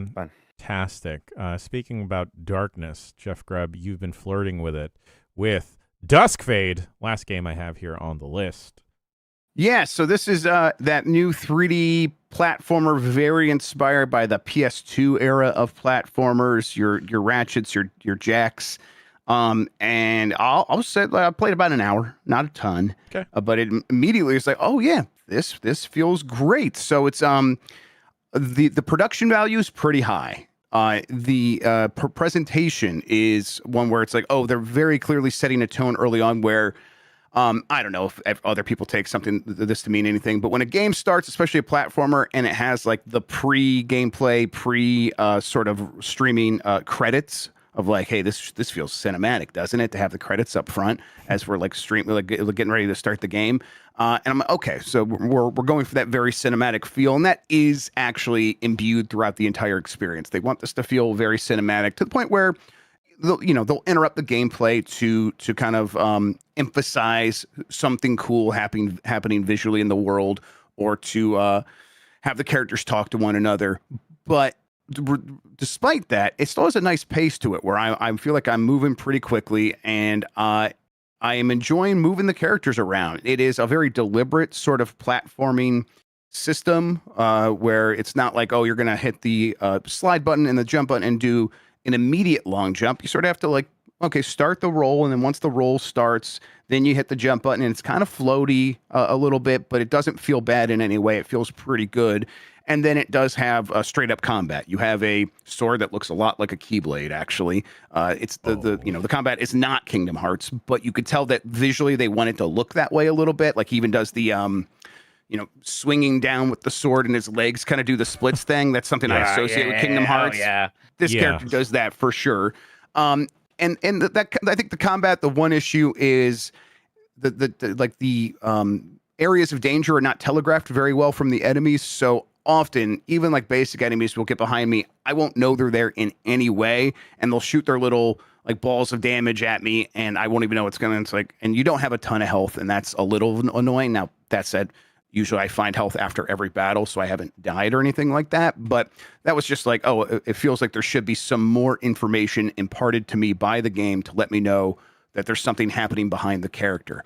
But it looks impressive. Like it's like this world that is kind of a cuckoo clock like world. Then the cuckoo clock that controls the entire world has these chains, these magical chains put on it, and you have to go follow the chains out to these various different biomes. I'm going out to the lava one right now. And as you do that, of course, you get upgrades and things like that. And your weapon becomes more powerful, and you get other abilities. And I'm like, oh, I'm impressed. This is one of those ones where it's definitely like, okay, you're inspired by these games that have this mythical status, and you are trying to get as close to or maybe even surpass it and feel like you could have come out alongside those games. And usually what happens from an indie studio is they get close, but they come up short. And I'll tell you what, if this game came out on the PS2, I think it would be considered to be like one of the best one of these on that system, at least so far. Now, again, an hour in, but my immediate sort of taste test reaction is, oh, this absolutely feels like it could stand shoulder to shoulder with those games. I know that you mentioned Ratchet and Clank and Jack and Daxter, Grubb, but the other, just watching this game in motion, kind of reminds me of Alice Madness Returns.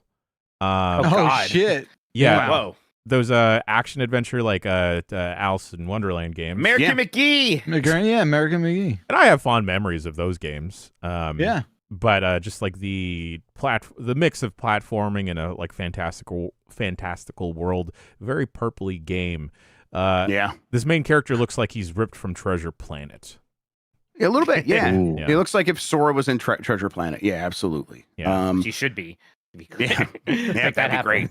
God, that'd be Treasure fantastic. Planet Is that a cool. Disney joint? Yeah, Oh, that's Yes. a Disney joint, baby. Disney. Yeah. Joint. Yeah. Is that the one that kind of like ended their 2D, or was that something else? It was It was at close. the tail end there. Yeah. Their very last one was Home on the Range, but That's it was a flop. But this one's beloved. Everybody loves Atlantis Yep. and Treasure Planet now, Yeah. which is good to see. I mix There's- Treasure Planet and Titan AE in my head all the time. Very Oh, similar. I get Right, it. Titan it's AE not Disney. Titan AE's a Don Bluth joint, It is. baby. Yep. Yeah. Titan AE I like a lot more. Yeah, I like Titan AE a lot. Yeah, I like it more now. I'm looking at the another gameplay video, Grubb, and the health meter looks like it's straight up ripped out of Kingdom Hearts, which I don't have a problem God, with. yeah. I'm like even forgetting. I'm like looking at the gameplay video now as well, and just the way he moves is so Sora. And yeah, I don't blame people for like wearing their inspirations on the sleeve. And all I ask is like, give me just. I don't want that stuff to get in the way of me enjoying it. The fact that you were trying to go for something so hard that maybe you forgot to like just make it fun. And for the most part, they don't fall into that trap. You know, it is maybe a slightly too much talking, but it's not even near as guilty as some other games of this stripe can be when it comes to let's just give you like 10 minutes of exposition before you get to the fun. It doesn't do that. Okay. But yeah, I just think, oh yeah, this looks like a PS2 game in all the right ways in terms of the design style, and then it also looks like a modern game in terms of the actual fidelity, and then I'm having fun playing it. So yeah, just jumping around, doing a double jump, and then diving at the end of that to extend it, and then learning like, oh, and then if I attack in the middle of it, I kind of do a small little float, and that sort of resets some of the things, so I can really cover huge distances. I love that shit, and this game really kind of encourages you to explore with that kind of platforming system in a way that I'm like, oh, if they keep going in that direction, I'm gonna have a lot of fun with it. It looks like Vex with 2 X's. Remember Vex? I Looks a remember little bit like Vex. Hell with yeah. two It does X's. look like Vex. Yeah. Yeah. Vex-like. Finally. Finally. All right, everybody. That wraps it up for video games that we have been playing. I might check out this Duskfade. I wanted to check out Yeah. the milk baths with Mortal Shell 2, but this might be a little bit more up my speed. You've been wanting to play PS2 games anyways, right? That's your whole thing. So here you go. Yeah. I did play a little bit of Beautiful Joe. Yo, I don't know if people know this. That game, sick as fuck. It is. Yes, That's a awesome. cool video game. man. Fucking dripping swagoo. And we're going to wipe off all the swagoo and all the milk off of our feet. And we'll be back with the news right after this quick bricky break.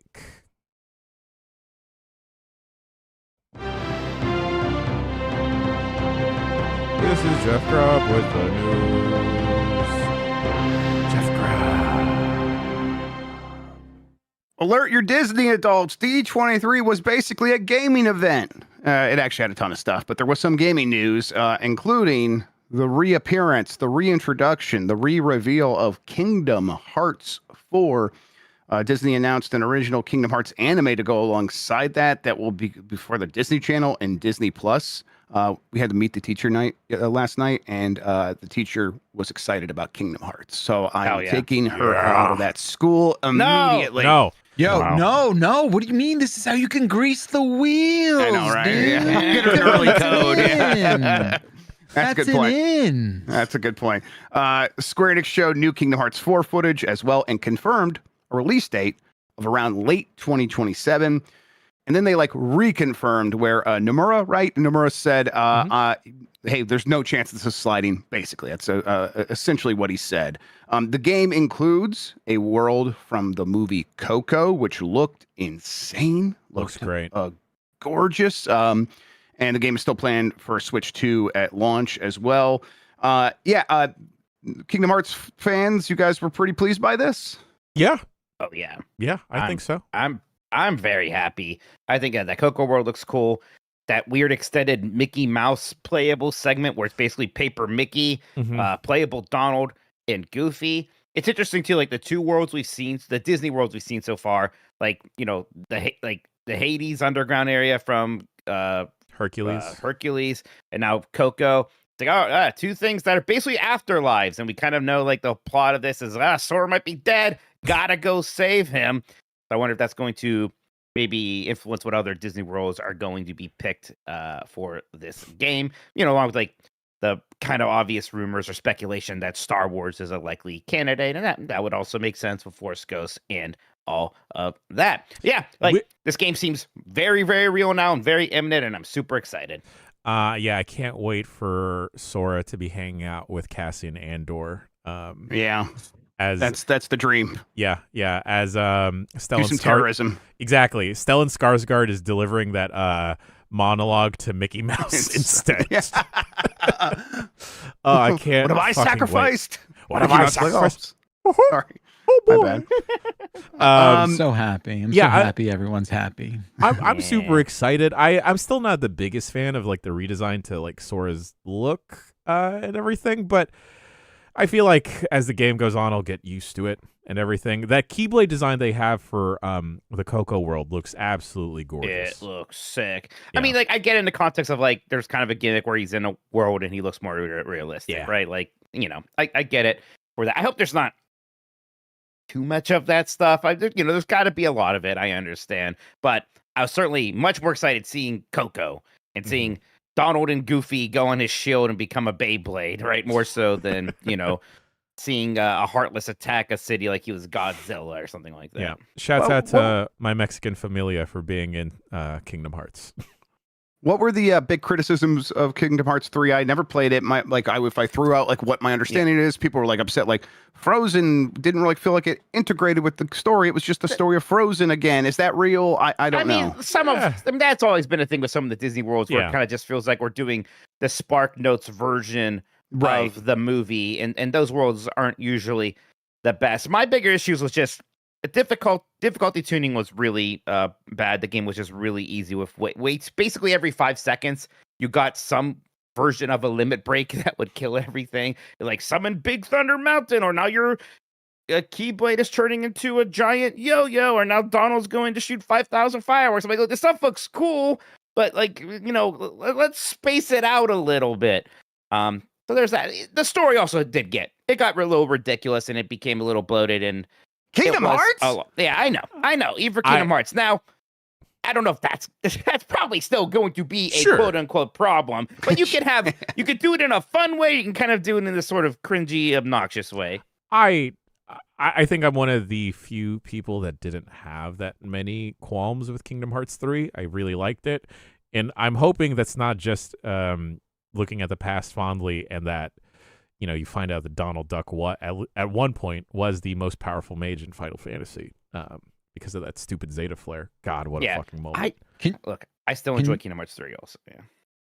Can you summon any of the attractions? Situational. It was just Song of the South. It was also they weren't like they were kind of like Temu versions for some reason. They weren't literally like, this is Big Thunder Mouse, just a train. Yeah. There's even one was like a whitewater raft ride, which but they weren't like, this is Grizzly River Run Peak or whatever. It looked like they were coming from like that electric parade they had a couple years ago. I would like to summon the Yeti ride. Oh, backward! They're fixing the Yeti. Big news. They're fixing the Yeti. What do you mean fixing? It's perfect. No, it's not. It's been a strobe light forever. It's going to actually move again. It's going to be great. Wait, back up. Explain. All right. Buckle up. So when they made Expedition Everest, talked about this. main feature. We talked about this? We did? No, we talked about not Yeti encouraging them. Oh, well, we're not done with the D23 stuff. I have to add At something. the end of the ride, this giant animatronic would hold a mountain and swipe at you as your train went by. It was really cool. It was their biggest animatronic. Problem, so big and heavy, he was tearing apart the foundation of the building every time he was doing this. And you only know this. Yeah, that is cool. And you only know this. You didn't go on this. You just know this. I actually was a big boy at one time in my life and did this a few times. I did It's so good. It's such a good ride. It's scary. I don't Addie know did why. this. It's one of my favorite rides. Nice. She was It's fucking awesome. 5 or whatever. So, yeah. It's a transformer. What they did for a long time was they just put they just froze him and put a strobe light on him. So everybody called it the Disco Yeti. And it's been like that for basically 20 years.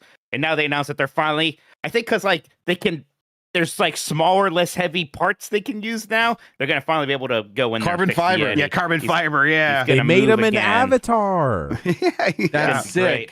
They should disassemble the dumb fucking Navi thing that they spent $10 billion on We like and that use Navi. all those And parts. that so makes them a good. lot of We money, like Navi. Bacalar. Yeah. That's so good. That world it was better. I like the movies. That world's so much better than the movies. Better news yet for you, Bacalar. Figment's daddy is coming back.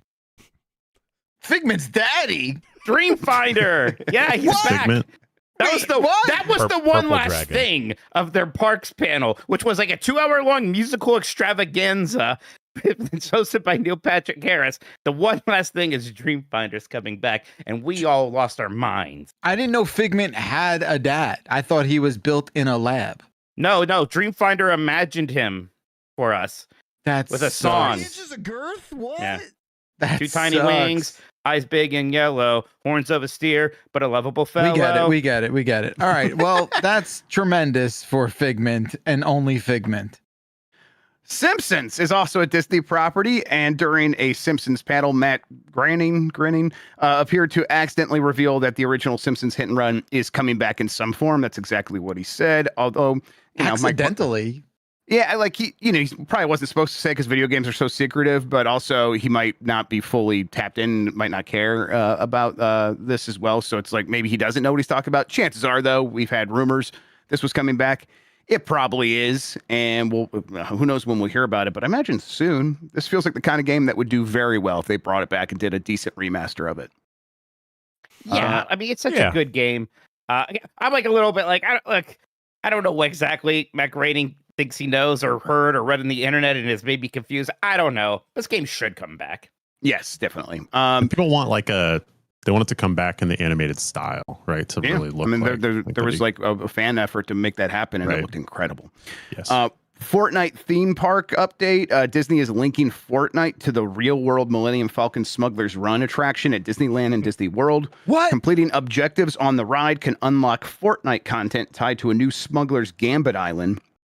That's one of the first concrete examples of how Disney and Epic are integrating like Fortnite and the Disney parks based on the $1.5 billion plus investment by Disney into Epic. So, yeah, go. if you go to the shoot attraction in real life, Yes. this gets you virtual and you stuff. in connect Fort. and you connect your Disney account to your Epic Games account, and then you go and play the the shooter game as part of Smuggler's Run, and then there's these crates you could pick up, and those crates will unlock stuff back in Fortnite when you go home, or you pick up your phone when you're waiting in line later that day, I guess. So right. So for people who don't know, a Smuggler's Run, there's an interactivity to it. Yes. Everyone assumes a spot on the Millennium Falcon, but Mhm. like, so if you suck, you don't get the. You get less, the loot? probably, yeah. I think Fewer. you always get, no matter how bad you are, you always get at least one of those canisters, if I remember correctly. Yeah, at least So one, you'll at get least one. something. So I mean, know. it's just like this stuff. I don't know what is it. This is No this one's is going di- to do this, to be clear, right? I just think, like, it's less. I guess like in a vacuum, maybe it's an okay idea, but like you have 300 different accounts on all these different fragmented platforms, and you're like, how do I make them fuck? Like, what am I like? What? yeah. I'm not gonna you know? stop my whole family, but guys, we got to sign in before we can get in line for Hold Smuggler's on, Run. yeah. Yeah. I got to remember my Epic Store Yeah. login information. Yeah, this is definitely the kind of thing that happens because the two sides are in a room and it's like, hey, we have to have so many X deliverables before this date, and this is definitely how Yeah. this happens. Yeah. And whether or not anyone actually cares is almost secondary to just getting something done. All right, let's move on here. Sony still doesn't know when. Sorry. Please. I'm so please. very sorry. I thought I was gonna have an opportunity, Mikey. What else did they talk about at D23? That's right. Look, I added this even. Jeff tried to still go completely over it. I won't allow him. Digital Lorcana. Oh, that's It's not what I'm fucking happening. talking about, but sure. Okay, yeah, go for it. Go. Oh, Go okay. for it. Go for it. Digital Lorcana. They're going to make a digital version of that game. I- What did you I want? can't do this. I can't do this, guys. No, I can't have Lorcana be digital and more easily It's going to accessible. be great. you guys It's going are to be fucked. great. Wait, you don't want your physical trading cards to be like No. NFTs, basically? Because NFTs. I've managed Oh to yeah, avoid however you want to spin it. I've managed to avoid Lorcana. All right. We all know I like cards. We all know I also like Disney. I can't have these two worlds meet. I mean, happening. It's gonna be great. isn't there We're gonna like love it. a scarcity, like digital, like how does it work? No, with I don't this? think there's gonna be any. I don't know if there's gonna be almost any element of your real cards could be Of important to cracking the game, packs? right? Yeah. It might we just cr- be more that stuff you- exists over there. But Okay. I like it just because, as much as I like Arlecana, all these games with their rules, man. If I play them, I'm like, am I allowed to and like, what does this keyword mean? Like, did I tap that? Did you remember to untap that? When the game just does it for me, it's much easier. Sure. Yes. Okay. That is something I've run into, Mike, specifically with learning how to play Magic the Gathering in person. yeah. And like Commander and all these people, very nice. Everyone's been very nice. It's just like, oh, you know when this is supposed to be tapped, or you know this hyper specific condition that is buried into the text of this card. Right. It's like, I was like, I'm gonna attack with this guy. Like, well, you can't because my guy has fly and your guy doesn't, and he just has double strike. I'm like, okay, you're not like, it's a lot of rules. It's a lot to follow, and the Lot of digital rules, version just makes that stuff easier. Right. So obviously, I wasn't talking about digital Were you talking Lorcana. about X-Men? And Nope. I added that. Yeah, okay, yeah. I thought maybe. We don't. Mikey, what Mikey should know. Oh yes, Oh. exciting new show Yeah, Coming- there it is. coming to Disney Plus very, very soon. Actually, yes. That's right. Disney World Builders is coming. I think it's the 20th to Disney Plus, That's why I got a subscription to watch that show.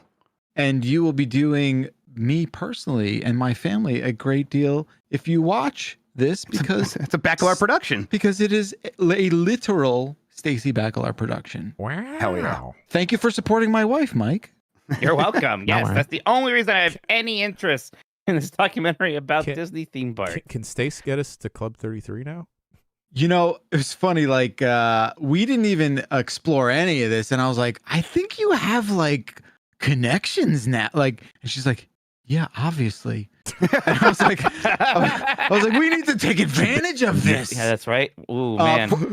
Mikey, the This is how year Mike that has- becomes a skipper. This is how Mike I, becomes Yeah, Junkie honestly, yeah, Cruiser. there you've it never is. been closer, Mikey. You've never been closer. I gotta say, it's been painful this year or so having to keep my mouth shut about Right. the things that she's been working on. Oh, You I see can't wait. the cast in this show. You see the heavy hitters in this documentary.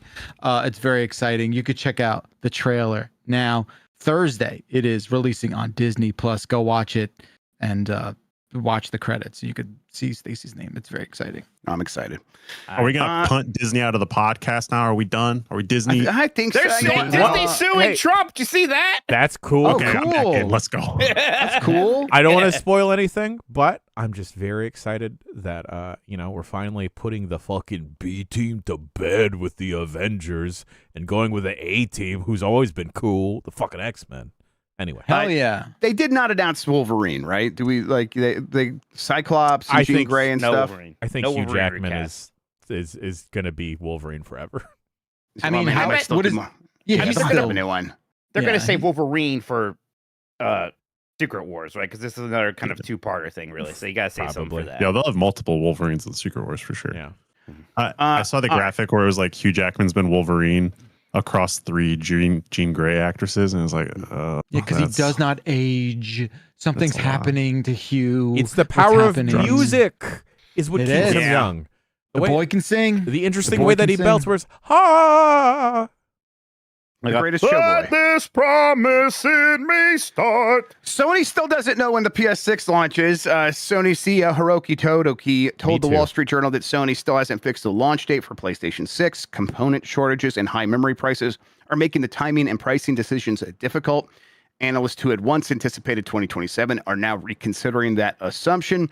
Totoki had already said in May that Sony hadn't decided either timing or price, while specifically warning that memory supply could remain constrained through fiscal 2027. The PS5 Said Pro it. is already $900, which is why people are discussing a $1,000 PS6, although I think $1,200 is already not absurd for a PS6 based on, I think PS5 Pro is going to be $1,000 by next year. So, yeah, that's rough. He also did say that, hey, we're going to think about being in electronics period across the board, and maybe that like that like we're gonna have to rethink what PlayStation looks like, because we're gonna have to be an entertainment company rather than a company that makes hardware. What? So Imagine they just made software, and you can like actually play PlayStation games anywhere. Matt, what if everything was a PlayStation? yeah. Whoa. What do you mean? Have you guys heard the new like theory is that when AI does burst, all those data centers, they're going to shift to be like, and now all computers are just the cloud because we have so much cloud computing left over that's not being used, and so that's where video games are going to go. So they're just going to line and wait for that to happen. Don't you think that's a fairly gross simplification of like? I mean, all yeah, that. but like they are building a ton of compute, and like if the demand for AI does like lessen, or that stuff doesn't work for like new generations of AI, they could just shift. They're going to want to shift it to other stuff. They're going to want to get some money out of that stuff, but of course, no one's going to want to go along with it. Yeah, but these companies want that for sure. Yeah, not knowing when the PS6 is coming out. Yeah, who the hell? How could you launch that thing next year? What would that look like? I mean, we are rapidly approaching a situation where like flying on a plane is about to be an inaccessible luxury for like the majority of people. If you think there's like room for like having the nuanced conversation about, oh, when am I going to buy this new game console that I'm never going to be able to afford? It's just not a very realistic outlook. I mean, they were going to put 30 gigabytes of DDR7 memory in the PS6. That was the rumor. I guess off the top of my head, I don't know that price, but that would alone could be like $800, $900, just the RAM. For DDR7 at this point. So yeah, that seems like a non-starter. And so what year do you guys think a PS6 comes out? Never. I mean, they can't wait. They can't wait too long, because again, what are you waiting for? Well, it's not going to be getting better anytime too soon, to a point where are you going to redesign a PlayStation 6 that you probably already have specs for right now? Right. I feel like the last time I brought this up, I was told that, well, these things are so early set in motion. That you can't like stop it. That's why the analysts were all still saying 2027, but now everyone's like, man, actually, maybe it's so fucked up that they don't. Yeah, do that. I mean, what's changed in a year, right? Like things have just gotten. I don't know. I don't think anything is I don't think anything's off the table. I don't think anything is out of the question. I think there's a world where this doesn't even it's not even a console. I don't think people really appreciate the gravity of what is actually happening to our world. Yep. That Samo Nice does point out, it's like they are going to get rid of discs in early 2028. So it's like things probably are going to have to start shifting in that time frame. And it does feel like they want things to line up that way. So maybe still 2028, but yeah, it's going to be difficult in that time. It's not going to get easier, as Mike was saying. Can I ask between now and then? Go ahead, Jen. Well, mine was silly. I hope they use Roman numerals for the PlayStation 6, so then I can write TA on all the boxes, so it's PlayStation Vita. That's good. That's all I want. That's all I want in life. All right, Chuck, your turn. All right, Chuck, what you got? Mine was a real question, Mr. Grubb. Excuse me. Xbox and PlayStation, like, PlayStation doesn't want to be behind, right? Like if Xbox is able to like get a console to market, that's bad for PlayStation if they're like a year or two delayed after that, right? I mean, right, maybe, but if the Xbox that comes out is $1,500, and the PS5 Pro is $1,000 and still plays GTA 6 really well, will it matter? I don't know. You're right. They don't want to be behind, but no one's going to buy these things if they're $1,500. And Xbox, like the thing they should do right now, right, is probably sell a console at a loss just to like regain market share. But they're not going to do that due to the parent company's disposition, right? Yes. Do we have a good understanding yet of Steam machine sales? I mean, they were selling very fast. Like I think they were selling about as fast as they could make them early on, but that's not a surprise. I don't think we have. I don't think we have a good insight into like into really how it's doing. We know that the Steam Deck over those first couple of years did like something like 7 million, and that's not like earth-shattering numbers, but it probably made it one of the best-selling computers of that time frame for sure. Right. Yeah, and I think that's kind of what we can expect for this as well, at least early on. Yeah, those chat's like prices. saying it's sold out. Well, yes, of course it's sold out because there's barely any of them being made. It's Right, more we don't know. when the supply catches up. That's, I think, the indicator. All right, here, Phantom Blade Zero State of Play happened, and it continued to be met with nothing but no disc, no buy in the chat. That campaign continues to the point where it was notable. It's worthy of like people wrote stories about it, and we're bringing it up here. That is the popular reaction from the PlayStation fan community at the moment is still to be very angry about that decision to stop manufacturing discs in early 2028. I think the conversation we have every time is, and do we think Sony will respond and change anything? And it still feels like probably no. They have a harsh do not comment on this from everyone who is there within that infrastructure. And I don't think that's going to change anytime soon. We could reiterate the points that the plant that they were using to make discs is in the process of being reworked to make stuff for AI, lenses or whatever. And that'll make them a lot more money. And that's what they are actually concerned about. And then also being digital only will make them a lot more money in terms of the margins of their ability to squeeze profit from producing games. So the audience being mad, they don't like that. And but I think that going in their chat and yelling about it has not been enough yet. It'll have to continue for quite some time. It'll have to cause disruptions for their partners, which has been happening, but it hasn't reached a threshold where PlayStation has responded. It's a different shoe has to drop. It's spamming in chat is not a protest, and I don't think like that has I think again, this is not like a support of their strategy, but I think that's been built into their calculus. I think especially PlayStation's chat. If you get in their partners chat and stuff like that and annoy their partners, maybe, but yeah, when PlayStation is ready to bear the brunt of this attack now. They're like, spam us all you want. You're still going to play our games. You're going to buy our games. Yes. And all the people that made these decisions are still in charge. Yep. They don't seem like they're going to abandon their strategy. If something goes wrong and they have a bad quarter and they get a new CFO, maybe things change, but right now it doesn't seem like it. Mm-hmm. Did you guys hear about this Star Citizen stream that happened? I did. What? I did hear about this. Yeah. So as a reminder, in 2026. Yes. Star Citizen was announced in 2012, as a reminder, 14 years ago. Earlier this year, in June, they announced that they had surpassed the $1 billion in terms of money raised threshold. And worth pointing out, the way that they raise money is they sell ships to their biggest whales that the people will either eventually be able to use in the game or can kind of use in the game, when they're announced. But usually it is hey, we're going to build this ship later, and then we'll deliver it to you in a future date as we build it. And you'll be supporting it, and you'll be an early adopter, and you'll be one of the first ones to get it. And they've raised more than $1 billion to make this game. So Cloud Imperium held a new stream on August 5th, intended to demonstrate the intended version of its delayed Siege of Orison mission. Orison, maybe? That's how you say it. Players had been complaining about the buggy public version, so Cloud Imperium deliberately used an internal build on private servers to show how things were supposed to work.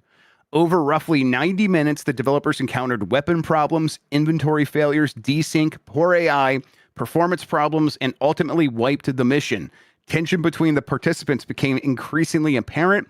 At one point, a developer told another to kill himself, followed by an awkward pause, and then said, "In-game."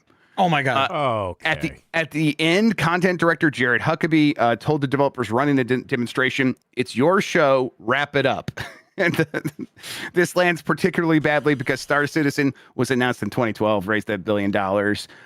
Although the subreddit is thank you. We're glad you did this because it proves that all of our complaints are real and justified, and wrap it up has become a meme within that community over there. Now that there is another side of that of all these people be okay, now you fucking idiots, stop buying ships that don't exist until this game works. And whether or not that will happen, we'll have to wait and see because, man, $1 billion for a game that is barely real. It's crazy because in any other manifestation, this would just be like a fire festival kind of thing. Yes.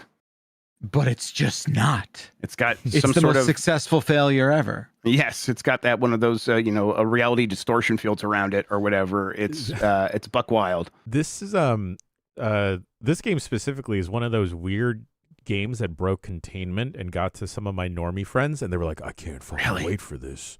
I can't wait for Star Citizen. It looks so cool on the ships." I checked my email because I'm gonna admit I bought this or supported this, tracks, air quotes. I checked the date 11 years ago.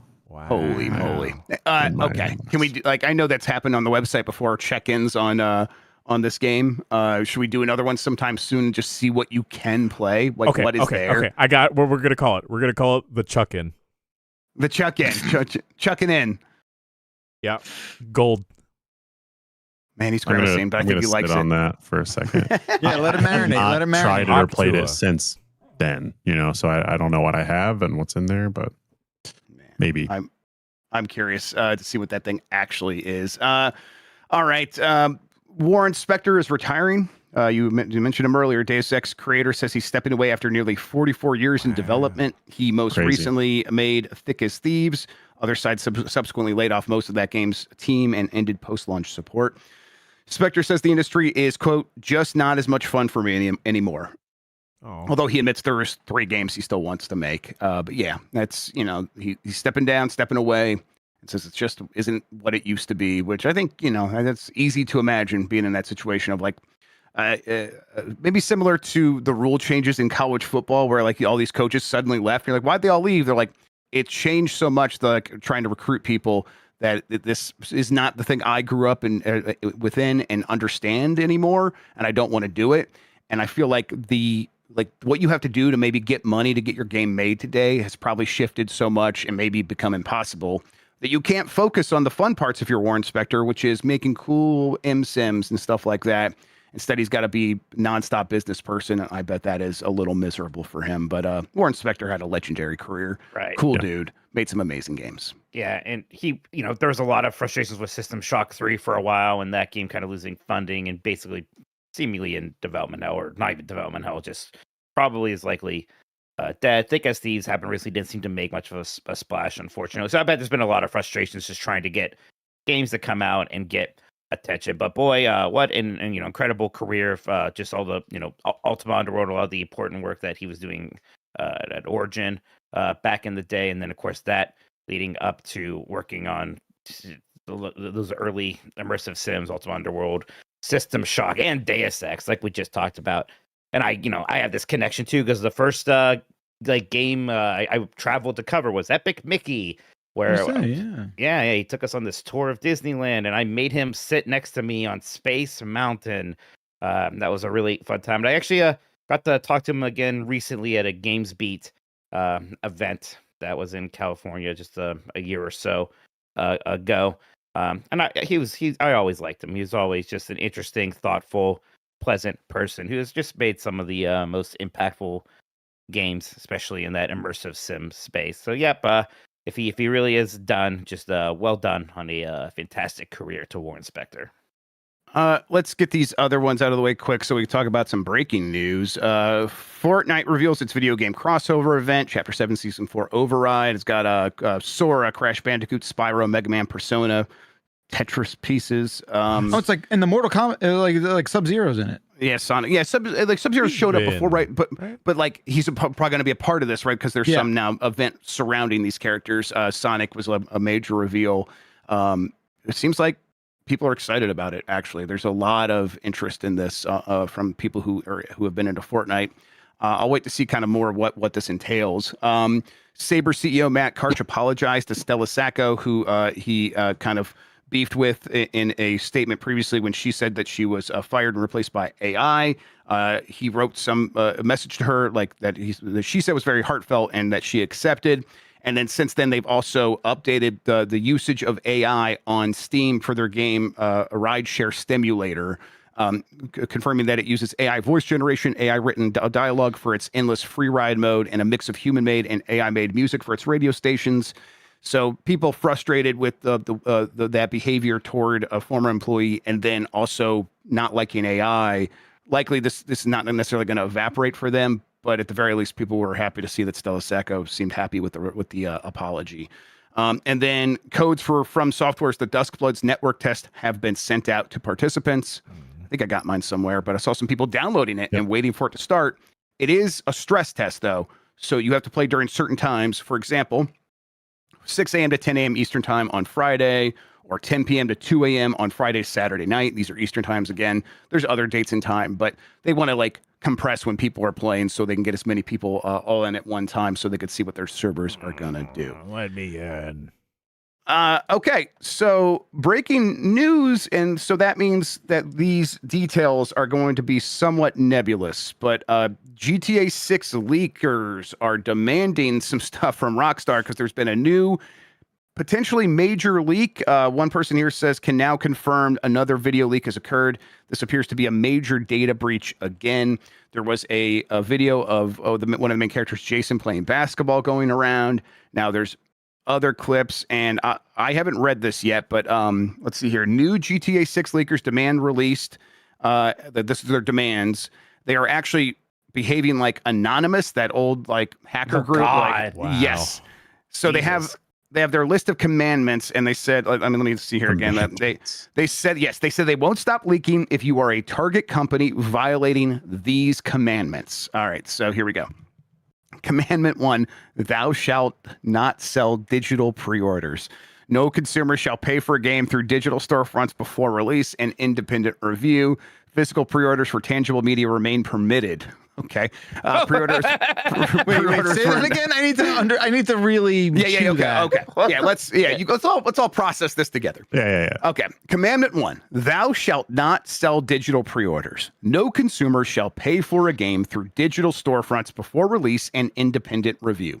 Physical pre-orders for tangible media remain permitted. Pre-orders were not created for gamers. They were created because physical discs had manufacturing limits.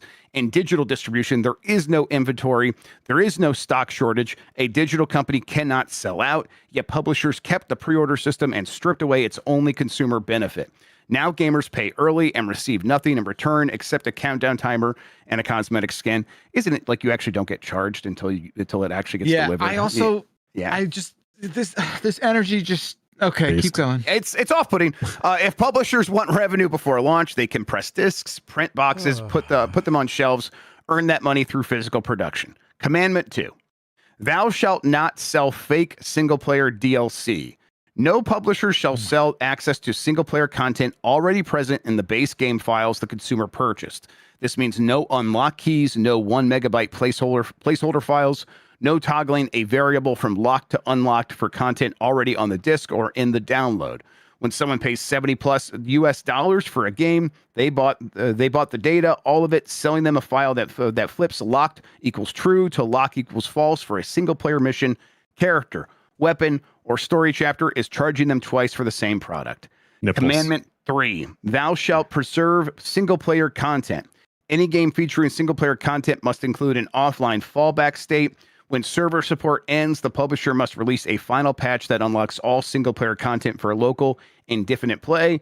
The crew had a single-player campaign. People paid full price. Then Ubisoft shut down the servers and the entire game died, including the solo content.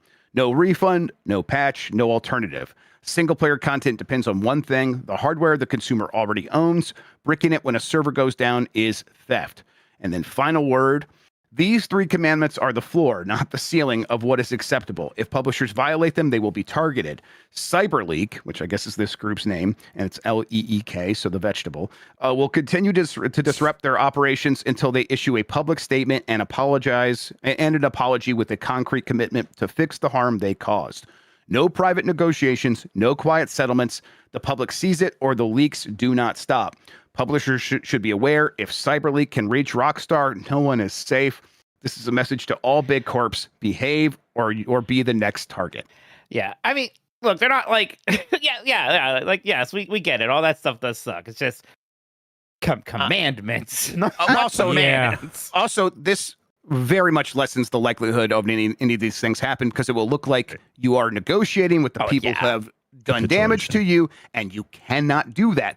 All the experts in the field say Never negotiate with these people. Never actually give them anything that they want, because that will only encourage them and copycats. So they've basically guaranteed these things won't happen. Right. Someone in chat said the worst guy made an excellent point. It's Yeah, like, right. Yeah, I mean, like, no one, it's- like, on its face in a vacuum, like, these are all like good and fine. Sure. But, like, you also know that, like, if you get sick, you're gonna go bankrupt in this country. Like, you also know, like, that's a problem too, right?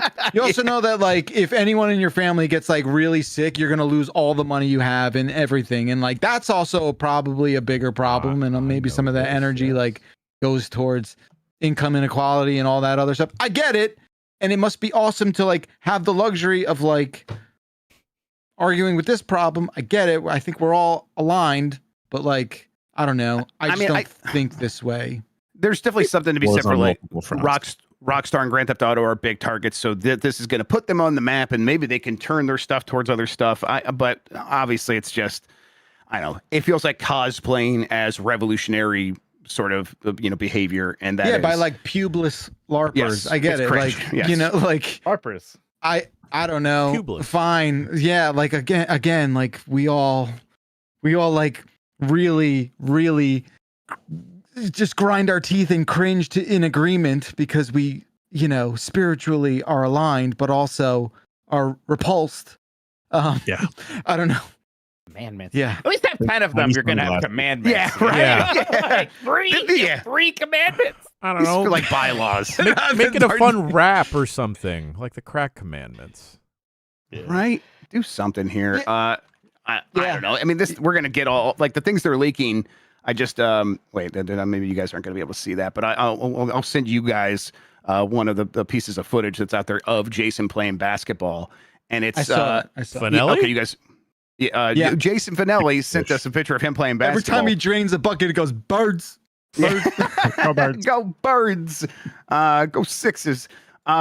It's just gameplay footage we're gonna get in a couple of weeks on Netflix, right? And if we don't get this exact thing, we'll get the general idea. This doesn't functionally harm Rockstar all that much. But yeah, I don't know. These commandments seem, I don't know, embarrassing. Yeah, I mean, I don't think it really changes much, right? No. Like, you've got this footage and it's like, all right, yeah, this looks like GTA 6 and, you'll get to see it in like 4K streaming on Netflix real soon and you won't have text all over the screen and be sort of empty with its threats. I'm curious what else they have. Obviously, like maybe it isn't just stuff from what Netflix is going to show, but Yeah, I don't know. Unless they're sitting on a real cache of like sensitive information. I don't know. Yeah, it feels like they would have maybe mentioned that a little bit more, but yeah, I at the very least, it's like Rockstar doesn't take these things lying down. They'll be very aggressive about pursuing it and finding out where it came from. And it does feel like maybe Netflix was a point of a vector of attack here, but who knows? That's just like lining things up from the outside. We have no idea. But yeah, I don't know. It's Grand Theft Auto. There was always going to be weird stuff happening around the launch of this game, and here we are. Sure. And somehow, some way, the tax-paying public will be on the hook for paying for the prosecution of these people. So something just doesn't matter. Man, that's weird. Like there's also like a map leak, and now people are saying that looks AI generated, but not like Rockstar's using AI, more like someone's faking stuff. So who knows what's really real and what's not. And I don't know, this basketball gameplay footage is weird where it's making like these ding sounds when he actually scores a bucket, but otherwise it looks so realistic and low key and subtle that it's I don't know, weird looking game already. We need to see more of this thing. And I mean, they're also like advertising. Are they advertising crypto on there? Of course they are. So like, yeah, come on, hackers. It's don't you want to support them? Leakers, Yeah, they're doing it's work. tough to like really take you super serious. Okay. All right. Okay. Well, that's the Grand Theft Auto 6 news for this week, and that does it for all of the news. Jan, I'm handing the show back over to you. Oh crap! Sorry, I was playing Hyperdrop. I tuned out as soon as I A bunch of fucking chuds say commandments. Come on. Guys. Yeah, Like, what the hell? All right, gang. They're We're gonna religious. take. Well, okay, fine. Religious chuds. We're gonna take a quick break, and we'll be back with some emails and super chats right after this. These are the emails for the show. Emails. Bombcast@giantbomb.com is the email address. Send your emails to. You can write in about any and everything. You got a fun little quiz. You got something to say, some kind words, some maybe not nice words. Please send them in. I say this every single week. We are flooded with emails, and not just of spam. Kinds of emails, actual shoot emails by you, the folks at home, and I appreciate all of them that come in, and apologize if we don't have the time to get to them on the show. Bombcast@giantbomb.com. One more time, email. First email of the show comes from Matt from Chicago. Hey, duders. As you start messing more with the emulation handhelds, have you ever thought about early 3D console games that you originally felt were bad on purely technical reasons that may actually be good when run on modern hardware, with emulation allowing people to fix issues or decomp/recomp projects, allowing to almost rebuild games from the ground up? Are there games out there that deserve a second look when you can run a smooth frame rate, sharper textures, no fog, functional controller, etc.? Matt from Chicago. I mean, this happened once I started playing games on PC. This was like the standard fare for me, like where I was like, oh, I'm constantly taking a bit of a step back whenever I'm getting into a console game that's maybe exclusive to the console and there's no PC offering. And I feel like there's just been a dozen or so occasions of this where I'm like, ooh, this would probably really work nice on a beefier PC. I mean, I've never seen a million examples of that with all these compilations, but yeah, go ahead. That's right. And the one I was going to bring up was somebody at some point did this treatment to the original Silent Hill 2. There's like a Silent Hill 2 HD. Yeah. And I just remember playing that all the way through and being like, oh my God, this is the game. And so I think it's way more common than you might presume. Yeah. I mean, any N64 game basically would just like, because I love the N64. I love all the crud that goes along with it. I like playing on original hardware. I don't recommend it to anyone who's young because it's just, I don't want to hear them talk about all the complaints they have about it. It's hard to go back. I get it. But there's a lot of gems in there, especially gems in the rough. And these recompilations can really sand all that stuff off and just kind of leave you with what the really, it feels like what the goal was of the game, like what they were going for. And it's really excellent to just have those that can be put on anything. You can run them on your Android devices, your PC, install them, and they're running natively, widescreen support, all this stuff, HDR, crazy features being added, and that it feels like magic to me still. The best way to play Super Mario 64 is on a PC today. Like that's, I'm sorry. I mean, if I could play any game, I mean, of course, if I could play any game on a PC, it would just be better. Yeah. I guess like good games are probably even better. I don't know if there's many games that like, oh, Bubsy 3D is suddenly good now because we fixed the controls a little bit, right? But like Star Wars Shadow of the Empire, right? That is like you give that modern controls and then hand it to somebody, I'd be a lot more comfortable than being like, hey, there's going to be some levels where you're going to hate your life when you're playing this. That goes away pretty fast for some games. Catwoman on GameCube, I think it feels less bad because the performance is better on a PC and on emulation, right? I mean, we're definitely getting a very good version of that game. Yes. Right. Yeah. And that's just emulated. GameCube. I should try. I have a physical copy. I need to try it out sometime. I'm sure it was fine. I mean, it's Argonaut, and like Argonaut, they knew tech, right? Yep. They were pretty good at that stuff. Yep. True. Okay. Next email comes from Darian from Toronto. Hey, gang. Remember when Nintendo fumbled the 3DS launch and Iwata and a bunch of other execs took major pay cuts so they wouldn't have to fire people? Hard to think that was just 15 years ago, huh? So that this email has an actual question. How was the 3DS able to recover when no other failed console did? Cheers, Darren from Toronto. Good games. I mean, yeah. First off, they slashed the price when it was like $250 to $180. Mm-hmm. Yep. They did a bit of a make good for the people who got it early with some of the ambassador program stuff. And like, yeah, they started having some really good games come out for the thing. I think like Nintendo had some like cultural cachet where people were willing to give them a reset, right? To give them a little bit of like, okay, sure, let's try to make good on this. Also, Pokemon came out for it. Like that helps. Oh, sure. Yeah, even if it was a lame one. But no, yeah, that'll always help. But yeah, I think the games just did get pretty good. Even though like a lot of the best games for it were a little bit later. But like by the time Fire Emblem Awakening happened, you got Super Mario 3D Land. Eventually you get Link Between Worlds. A lot of old-timers would eventually hit that system. I don't think you're not wrong to point out though that Nintendo had a lot of leeway because there are like when I think about the Dreamcast and some of the games that are on that thing like Skies of Arcadia, it's like, man, this is a incredible system with incredible games.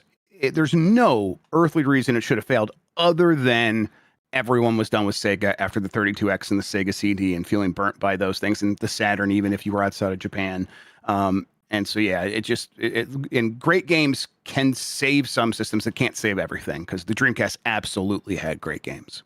Nintendo at that point was already too big to fail. Like they are a company that has been able to have multiple, quote unquote failures and ride through them just because of how successful they were in the 90s. And when they have a hit and they have a success, they have a fucking rager of a hit, right? Mm-hmm. With the Wii. Yeah. That's why you can have a Wii U and it's like, oh, well, speed bump on to the next. Sure. Right. Well, and they're kind of fortunate that like when they had the portable and the home console thing, like the failures didn't really coincide. 3DS and Wii U was the closest, but even by the time the Wii U was a bomb, the 3DS was doing well, doing right? Very well. Yep. So who knows if at that moment what it would have looked like if those things lined up. I mean, obviously their greatest, obviously now they're doing good, but when Wii and the DS were both just doing super well, yeah, they were able to ride that way for a long time. All right. Next email comes from Ellis from Mobile, Alabama. Howdy, fellers. As a chicken dad, I wanted to share a few little fun facts about the lovable birds. For context, my wife and I have 7 hens of various types, and we love them very much as our pets. Technically, we're only allowed to have 6 in city limits, though, so nobody snitch. They give us a wonderful bounty of eggs every day, so I never have to worry about being behind on my protein goals. We love our little chicken children and our 6 dog children very much. For a while now, though, 4 of our chickens have gone unnamed, though, because they were identical hens. I previously asked for Dan's approval to name one of our kids Dan Reichluck, so with great pride, I'm proud to present Dan Reichluck to the world. I've pasted a picture in the document here. Look at Dan Reichluck. Look at this guy. Look at this. Oh! Wow. However, we still have 3 unnamed hens identical to Dan Reichluck. So would they could also have cool GB names. Some names come to mind are Mike Hennaughty, though I know how Mike feels about chickens. I'll allow it. What do you mean? Jeff Bacluckalar, Turbo Sean Egg-Dowell, Hen Ochoa, Cluck-Towski, can't think of anything Writes for Grubb, itself. Yeah. or Will, though, sorry guys, crying emoji. What do y'all think? Love y'all and hope y'all have a fantastic day. Ellis from Mobile, Alabama. Love you. Chaser. Jeff very cute. Eggery. No, I got nothing. I think Cluck-Towski is very good. Cluck-Towski's the best one. Yeah. Yeah. I think it's just some of the Jeff others are a bit of a Egg. stretch. Yeah. Jeff Egg. Egg. Yeah.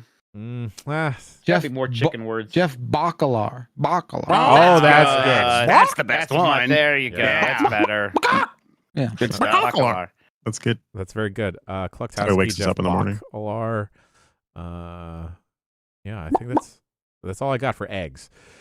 All right, moving on along. Last 2 emails here. Bombcast@giantbomb.com. Once again, send those emails to that address. This comes from Robert. Robert writes in. Hold on. I'm sorry. He writes in, hold on. The dog is so short she can't open a door. Aw, sweetie. Robert Please. here, a.k.a. Robsmore, a.k.a. Breezy Caesar, a.k.a. the guy who said Mike looked daddy AF in that one Blight Club, parentheses. Dan refused to pass that along, but I know you got me, Jan. That's right. Mikey, you looking daddy as fuck. In that one Blight Club. I don't know what he's referring Which to. one? All of them. I need more details. Actually, I don't know if I want to know. He's looked daddy in so many. Yeah. Uh-huh. Something about Grubb makes me think he'd give a crazy good, disapproving dad look. Is it the beard? Maybe. I have a humble request. Can everyone take a turn looking into the camera with their best disapproving dad look, then rate it for the audio listeners? Much love. P.S. Mike, I'm married. Sorry. Yeah, I'm fine too. Don't worry, I'm good. I'm plenty happy. Yeah, with Mike's my married to current partner Epcot. Get out of situation. here. Weird person calling me daddy. You know what? You all get fun. I don't think I can turn this guy on by looking disapproving into my camera right now. Hey, buddy, too late. It's your whole vibe right now. Too late. Yeah, Mike's a little mad, everyone. We're sorry, okay? He's a little upsetty spaghetti. All right, Chuck, move the mic out of your face, please, and then give me a disapproving look here, and then everyone we can comment. Chuck's. Oh, Ooh, that's pretty good. okay. Yeah, that's good. Yeah, So Chuck's more like a really. I forgot Yeah. to turn off the stream page again. Okay, Grubb, please move the mic out of your face, and then. Yeah, no problem. Oh Incredulous. God! Oh no! Yeah, I don't know. I'm not. I don't have a great control over my face. It all comes from my voice. Yeah. I don't have great. I can't make facial expressions. I really can't. No, Yeah. I felt bad. I felt like I disappointed you. I forgot to post the poll again or something. Yeah, I can't actually. When I do try to talk to my kids at all, it always sounds like I'm disapproving. So I have to try to be very careful with my voice. They always think I'm mad. I was Yeah. gonna say. I thought you were gonna say they just never know when I'm mad at them. No, You yeah, know, they just I'm always think always I'm mad. Yeah. Uh-huh. All right, I'll go. No. You're playing Oh, it to Jim- comedy too much. Oh, Yeah, you're Jim kind of- turned you- into like the opening credits of a sitcom. It turns into Kevin James face there. At the end, There you we know? go. Mike, I know you're abstaining here. Yeah. Okay, all right. Yeah. We'll skip you. Jeff Backler, please Mike, move you the can mic do out of one, your though. face. Oh, I don't like it. I don't like it. Whoa. He took the glasses off. He took the glasses off. Subtle tongue. Oh, That's man. fucked up, right? Yeah. Trouble. That's too real. I'm in Too trouble. real. Too real. I think I just triggered every single person in chat. Yep. Don't worry. Yeah. I'm not your dad. I'm only my God. Mike's dad. Oh my God, my dad's mad at me. Holy shit. Oh, boy. Okay, now I want to do one. Now I feel left out. Oh, okay, Mike, move the I had mic the out of your tongue. face. Yes, Crazy. I am. I knew he'd want to. Move the Move mic the out of your mic. face. Stop. Get it out of there. You just look like you have to shit. I don't You look understand. like you have to fart. He looks like Yeah, are someone you told him a constipated, Disney Daddy? movie got Are you canceled. disappointed that I told you to Yeah, move the he- mic hand? He looks like he's working one out. Like, yeah. Daddy, you Wait. constipated? Does Mike look daddy as fuck right now? He looks No. daddy as fuck right now. Look, I killed the guy who washed my feet. All right. Whoa! In a Whoa, video whoa, game. whoa. In a That's video Oh, daddy game. as that's fuck. Man. In a video game. Wow. Please, someone Photoshop that as Wilson from Home Improvement. What's funny is my brother and I have this joke, this ongoing joke about the face our dad makes, and it is a very similar sort of I lack the ability to express emotion because of how disappointed I am in the two of you right now. And it's just like it cuts. Yeah, it cuts. It cuts. Oh, Lou. That's a lot. Oh, Yeah. I'm It's a not lot. happy. I'm Yeah. not happy. all right. Last email comes from Travis and Fargo. Travis writes in 5 questions. I choose one of them. Travis writes in, would you rather get free spaghetti every Saturday at the Italian restaurant around the corner, or no one whenever someone is lying to you? Details. Give me the spaghetti. Give me the spaghetti. Trust me, I fully believe that a lot of those lies are helpful to me. Yeah, that's a good point. They're in your best interest, right? Yeah, exactly. I think those lies are doing me a lot of good. All right. That's okay. All right, so Give me Mike the chooses spaghetti. blissful ignorance. What else does that? Oh, Anyone yeah. else? Well, No. here's the details for the spaghetti, just in case, all right? It's bottomless spaghetti and meatballs, only for you, not for guests. No take-home meals allowed. It has to be eaten in the restaurant. Also, you only know that the person is lying, not necessarily what the truth is. But the lie is rated on a scale from harmless fib to pants on fire, liar. I have like an automatic scale in my head that just this gets filed into the pants on fire lie. Yeah. I mean, once again, we are being presented with such an obvious correct answer. Spaghetti. No. I mean, Mike's got a point though. If you every lie, like that would be a lot at a certain First point. off, I'd like to think that I'm probably right 60 to 70% of the time. With I do my feel like I know when most assumption. people are lying. Yes, when Right? people are lying to me for sure. And I usually let them because it's like, oh no, I think this is actually helping. Right, but again, I think you would. I don't think we realize how often in life knowing the truth about a potential lie would do us a great service. Yeah, so I I would choose out the of lie. curiosity. I would take the lie. I would probably regret it. This is a Twilight Zone situation, I think. But Well, you but I don't would like take it. Italian food. That's why it's so easy. Oh, for right. you. Well, listen, I don't trust Italian food. They didn't say anything about angel hair. They didn't say anything about angel hair. So I had this vision of Cypher from The Matrix, but it's me and I'm eating like a Yeah. meatball with some spaghetti. And it's like, I could know the lies of the universe and everyone around me. Mhm. But ignorance is bliss and just eating the meatball. Yeah, what are you Yeah. gonna do if like immediately it's like, oh, none of this is real? Like, Everything is in the pants. I'm like, I go to like, is this Mike arm a lie? Yes. What does that mean? yeah. Oh yeah, It's a no. lie. wait, Oh, who's no. telling you that? I don't Yeah. understand. It's Like, in your head. Nothing what tells you. You just Yeah. know. Like your Oh, you brain just knows. know. What if you Oh, you tuck just your know. kid at night? You're like, I love you. I love you back, and the lie alarm happens, right? Okay, Like, but what are we gonna do? That's a That- deeper problem at that point. Like, That's you know what? That's helpful information. Now I gotta You do know- better. You know. What it does. You know what doesn't lie to you? A nice warm bowl of spaghetti and meatballs Oh. every Saturday, baby. It doesn't. Meatballs It don't doesn't lie. lie to you, but it'll certainly brick you up. That's fine. I'll get used to it. I mean, I'll Talk get about bricked up for getting bricked up? spaghetti. this doesn't Never stop shit me. again. This doesn't Yeah. stop me from ordering anything else at the spaghetti place. You know. Yeah, I Spaghetti. hope I get an infinite amount of Parmesan cheese to sprinkle on top too with my spaghetti. Lots of meatballs. Bombcast@giantbomb.com is the email address. Send your emails to Mike Minotti. Hit me with some Yo. YouTube super chats if we have any, please. We have them. Here we go. First off, thank you to Zachmo for becoming a Giant Bomb Premium member at YouTube. Mwah. And look, it says Chuck Towski's been a member 3 months. It says become a YouTube member. Good work there, Chuck. Migsy says, Chuck Towski, any chance you can get YouTube super chats to the Giant Bomb YouTube Premium, specifically only to Giant Bomb channels? I'm not sure exactly what I they're read asking for. this and I had the hardest time parsing it. And my instinct is to explain very generally how YouTube memberships work on our channel. And there might be some options that Sean is aware of. I know he's listening, so he might be able to help. But so YouTube Premium is ad-free YouTube on the entire website, right? YouTube memberships are how you can support us directly. It's $15 as long as you're not going through like a iOS or Android, right? And you can get site premium if you link your YouTube membership to the website. I think there are member specific messages. So I sent one earlier with my 3-month message, but I don't know if there's a YouTube premium version of that. And if there is, I don't know, Sean and I can take a look at that. But they also sent another super chat trying to clarify that. And I also had a hard time. Migsy says, grasping yes, it, so. yes, I'll read that now. Chuck and Giant Bomb YouTube Premium have GP specific super chats included to the subscription. So yeah, kind of what you're talking about Do there. they mean emotes?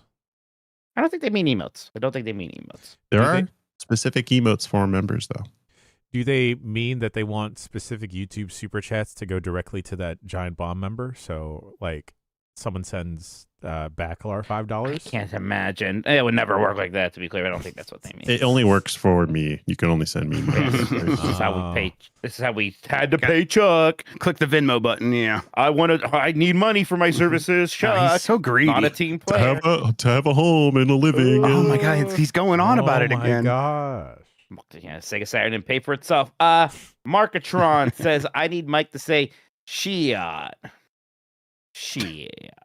I like the way my grandpa would say Jesus Christ. That's the really elongated Yes. where you go, it. Jesus Christ. Yeah, turn Jesus Jesus Christ. into like a 4-syllable Just- word. oh yeah, just like hey, get an absolute meal out of it. Jesus Christ. That's good. I like when Jan said Mobile, Alabama. No one, they're not going Yeah. to like that. Oh, but nice. Yeah. Yeah. It's Mobile, but I liked it a lot. So, Oops. yep, exactly. Who cares? Here's my disappointed Uh, look again. Oh no, Jen, no. sad. It's yeah, sad. Shucks. no. Yeah, I wish I didn't do whatever made you make that face. That's for sure. Jesus Christ. Let's see here now. Oh, Mixie says, Mike Bennett, can you drop a Fat Man Scoop verse for us? Who's Fat Man Scoop? Oh yeah. How's that? Y'all don't know Fat Man Scoop? He's like I the don't know if I know dude yelling Fat Man in like a Scoop. bunch of songs. He was like, "Let's go now! What? Let's go now, everybody!" No. No, Oh, God, God. I'm sorry. I've never No. been more white in this moment. Okay, I got one here. I got a cute face, chubby waist, thick legs and shape, rump shaking both ways. Make you do a double take. Planet rocker, showstopper, flow proper, head knocker, best scholar, tail dropper, do my thing, motherfuckers. I was beautiful. wrong. I somehow Whoa. got whiter and Put it on the Christmas Art. album. That's art. Zombie Porn says, Jerf. Now let's talk about this game Chuck reviewed. Mike, who started playing last night, start talking before Chuck does about feet. I got in. Look, I got in real quick. I opened the door for Chuck. Come on, Mike had to make sure I knew my place as an extraordinarily junior member of the team at Giant Bomb. That's right. He does that behind Recognize the closed doors pecking as order. well. Oh Yeah. yeah, I learned a lot learned from about those the chickens. pecking order from Yeah. those chickens. Yeah, Klopsowski. The chicken's number one, then Mike. Yeah. No, I think I want to own that. I feel like I bring a lot of unfamiliar energy to this room that you guys are trying to grasp and understand, and same for me. What Keep me about on my chickens? toes. Chickens, yeah. Chicken chaser. Washing feet with milk. Ugh. Amy Wine, House of Lee says, "Is it a foregone conclusion that GTA 6 was Game of the Year?" No. I mean, I don't know about No. that. No. I mean, I I don't know. bet it'll be At the It can Game very well- Awards, Yeah. maybe. maybe Sure. the Game Awards. It'll probably be the best Game reviewed Awards is always of the the game year. that people play the most. So it's like if everyone played a game and then it's somewhat good, it's a very strong chance because Except It that's Takes how Two. But yeah. Yeah, well, yeah, it takes two. But a lot of the people did play It Takes Two, but that did win. You're right. That's a little bit buck wild. Yeah, so I mean, I don't know. Maybe the game will be bad. I don't Yeah. know, but probably not. I know they could but- deliver a stinker. There is that's. I don't know if I'm taking that bet, but Zombie Porn says, Grubb, read out the leaked Duskbloods classes. Oh, the classes have come out. wait, what What's was like the that shitty one sentence? this time? There's always like the lame one, like the Forsaken or like the Wimpy Wimp or like right. Wimpy wimp. It's always like the loser class who like actually it's fine. They're not that bad, but it's always some guy wearing rags and has a stick. Oh right, Something like that. Yeah. All right, there's man. 14 classes. All right, Jesus. here we go. Blood Eater, Guillotine, Foul Rot, Nail Pierced, Coffin Bearer, Thread Torn, Mud Treader. There he is. That's a There he slur. I'm sorry. Put some shoes on. Look, you fucking candle snuffers, you motherfucking gut riders, Whoa, you whoa, whoa, disgusting whoa, whoa. gazer of flesh, you piece of ash crown, rust gospel. I feel like Chevy Chase in Christmas Vacation where he just starts Nice. ranting. Rust gospel, Hallelujah. dusk silt, first shard, hallelujah, holy shit. That's the best. What are these? What the hell? Wait, Oh, you want him again, you warrior. mud treader? Blood eater makes no sense. You can't eat blood. You got to drink You that gotta let it for shit. to like congeal first. What happened to cleric? My God. Where's the warrior and the barbarian? Yeah, Jesus Christ. A ninja, Jesus. maybe.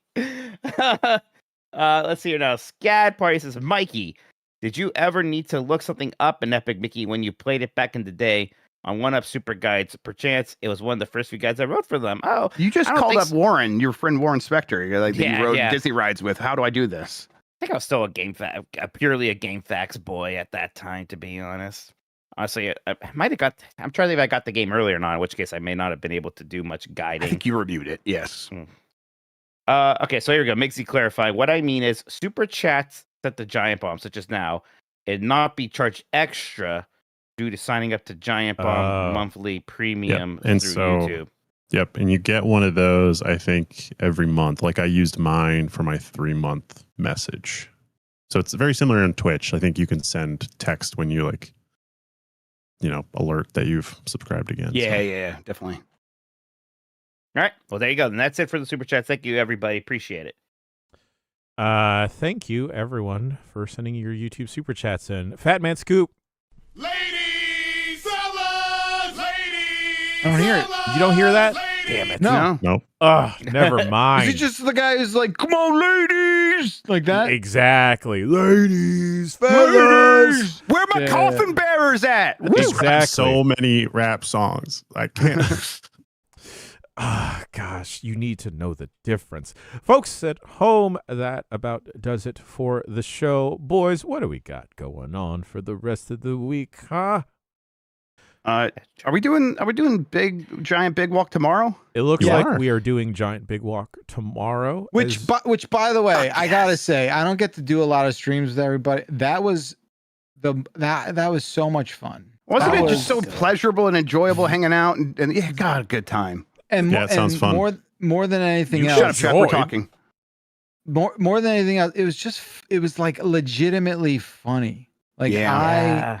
I showed Dib that chair astronaut thing, and this dude was cracking up, and I'm like, all right, we're making a little kid laugh Makes too. you That's feel good. yeah. That's Yep. good. I'm I'm gonna looking try forward to not doing to- more.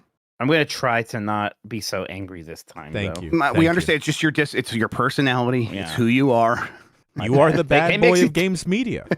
That's right. Thanks for joining Giant Bomb YouTube Premium, Big C. Thank you. The Uh, mad That boy makes of it work games the way media. we said it does. Also, special shouts out to our own Turbo Sean for live switching that Jimmy Jam. Yeah. That bad boy catching Tremendous. all of the We hilarity. definitely take years off his life with that, right? Like that's got to be hurting him. Oh, Such yeah. an incredible job. Hours. Like the Took him comedic timing hours. he was able to pull off with some of those cuts was like immaculate. Yep. And it's Really not like we're in good. perfect sync either, because like some of our feeds come in a little bit like a half second behind, and he caught on to that real quick. It's impressive stuff. And I know we were just waxing poetically about having fun and having so much fun on a Wednesday. And Grubb, you're also going to continue to have so much fun on a Wednesday. Folks, we've pushed Blake Club back an hour. So we're starting at 12 noon Pacific, 3 p.m. Eastern. Grubber Dillo is going to be checking out that Jimmy Jam. That's enough time to get sick between Big Walk and that show. So like No. might be busy that day. What do you think? Over or under one level beaten this time? We've gone from several levels to 2 levels per episode to 1 level last episode, and it's a level I had beaten previously. So I'm at this point I will be happy with 1 level per episode, and we're going to be doing this for the next few months. Let's go. Oh, boy. Oh, boy. Hey, that is the lot I've chosen. This is my life, and that's I fine. hope there's another dog fart song type song Yeah. on the soundtrack. I've listened That to was the good. More soundtrack. orifices. No. We got Game S Mornings popping off Wednesday, Thursday, Friday, right, Grib? That's right. Yep, looking forward to it. Beautiful. We have Voicemail Dump Truck rolling along on Thursday. Unprofessional Fridays, TBD, but that is hitting your streaming pipes on Friday. Gang, the premium Blight Club season started yesterday. We did a special live episode to premiere the series because someone stole the footage from my hard drives. Who could have done this? We'll never know. That dropped yesterday. We had the whole crew in on that bad boy.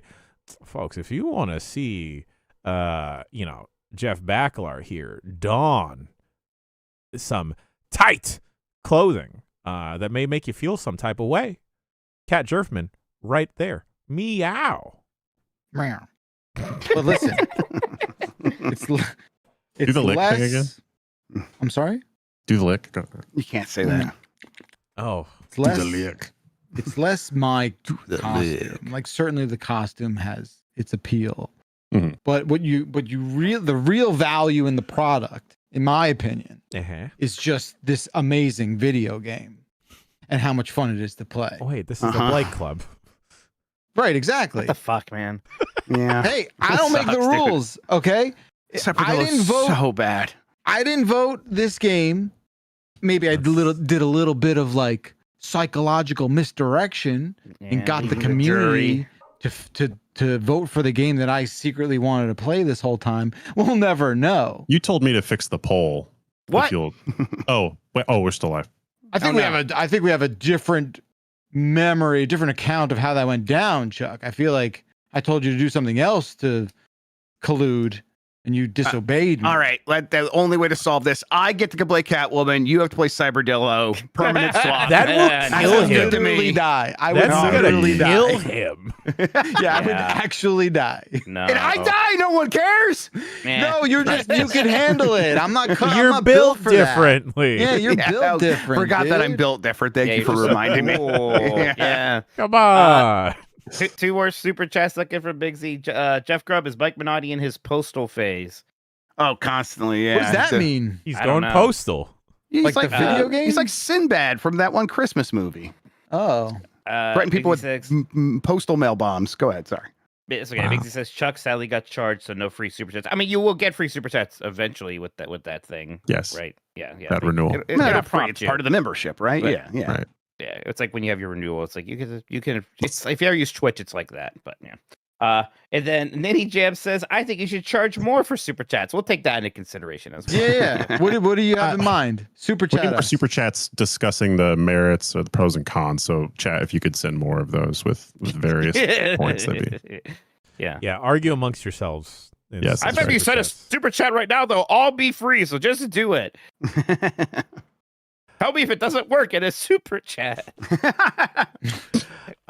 We appreciate all of the super chats, all of the emails, you listening to us do the news, doing the show, talking about games, and we're gonna do it again next week. And we'll see ya for another episode of the Giant Bombcast. He's been Jeff, he's been Jeff, he's been Chuck, he's been Mike. Shouts out to Will, shouts out to Dan, shouts out to Turbo Sean McDowell for editing the whole thing. We'll see you next week for another episode of the Giant Bombcast. Until then, goodbye.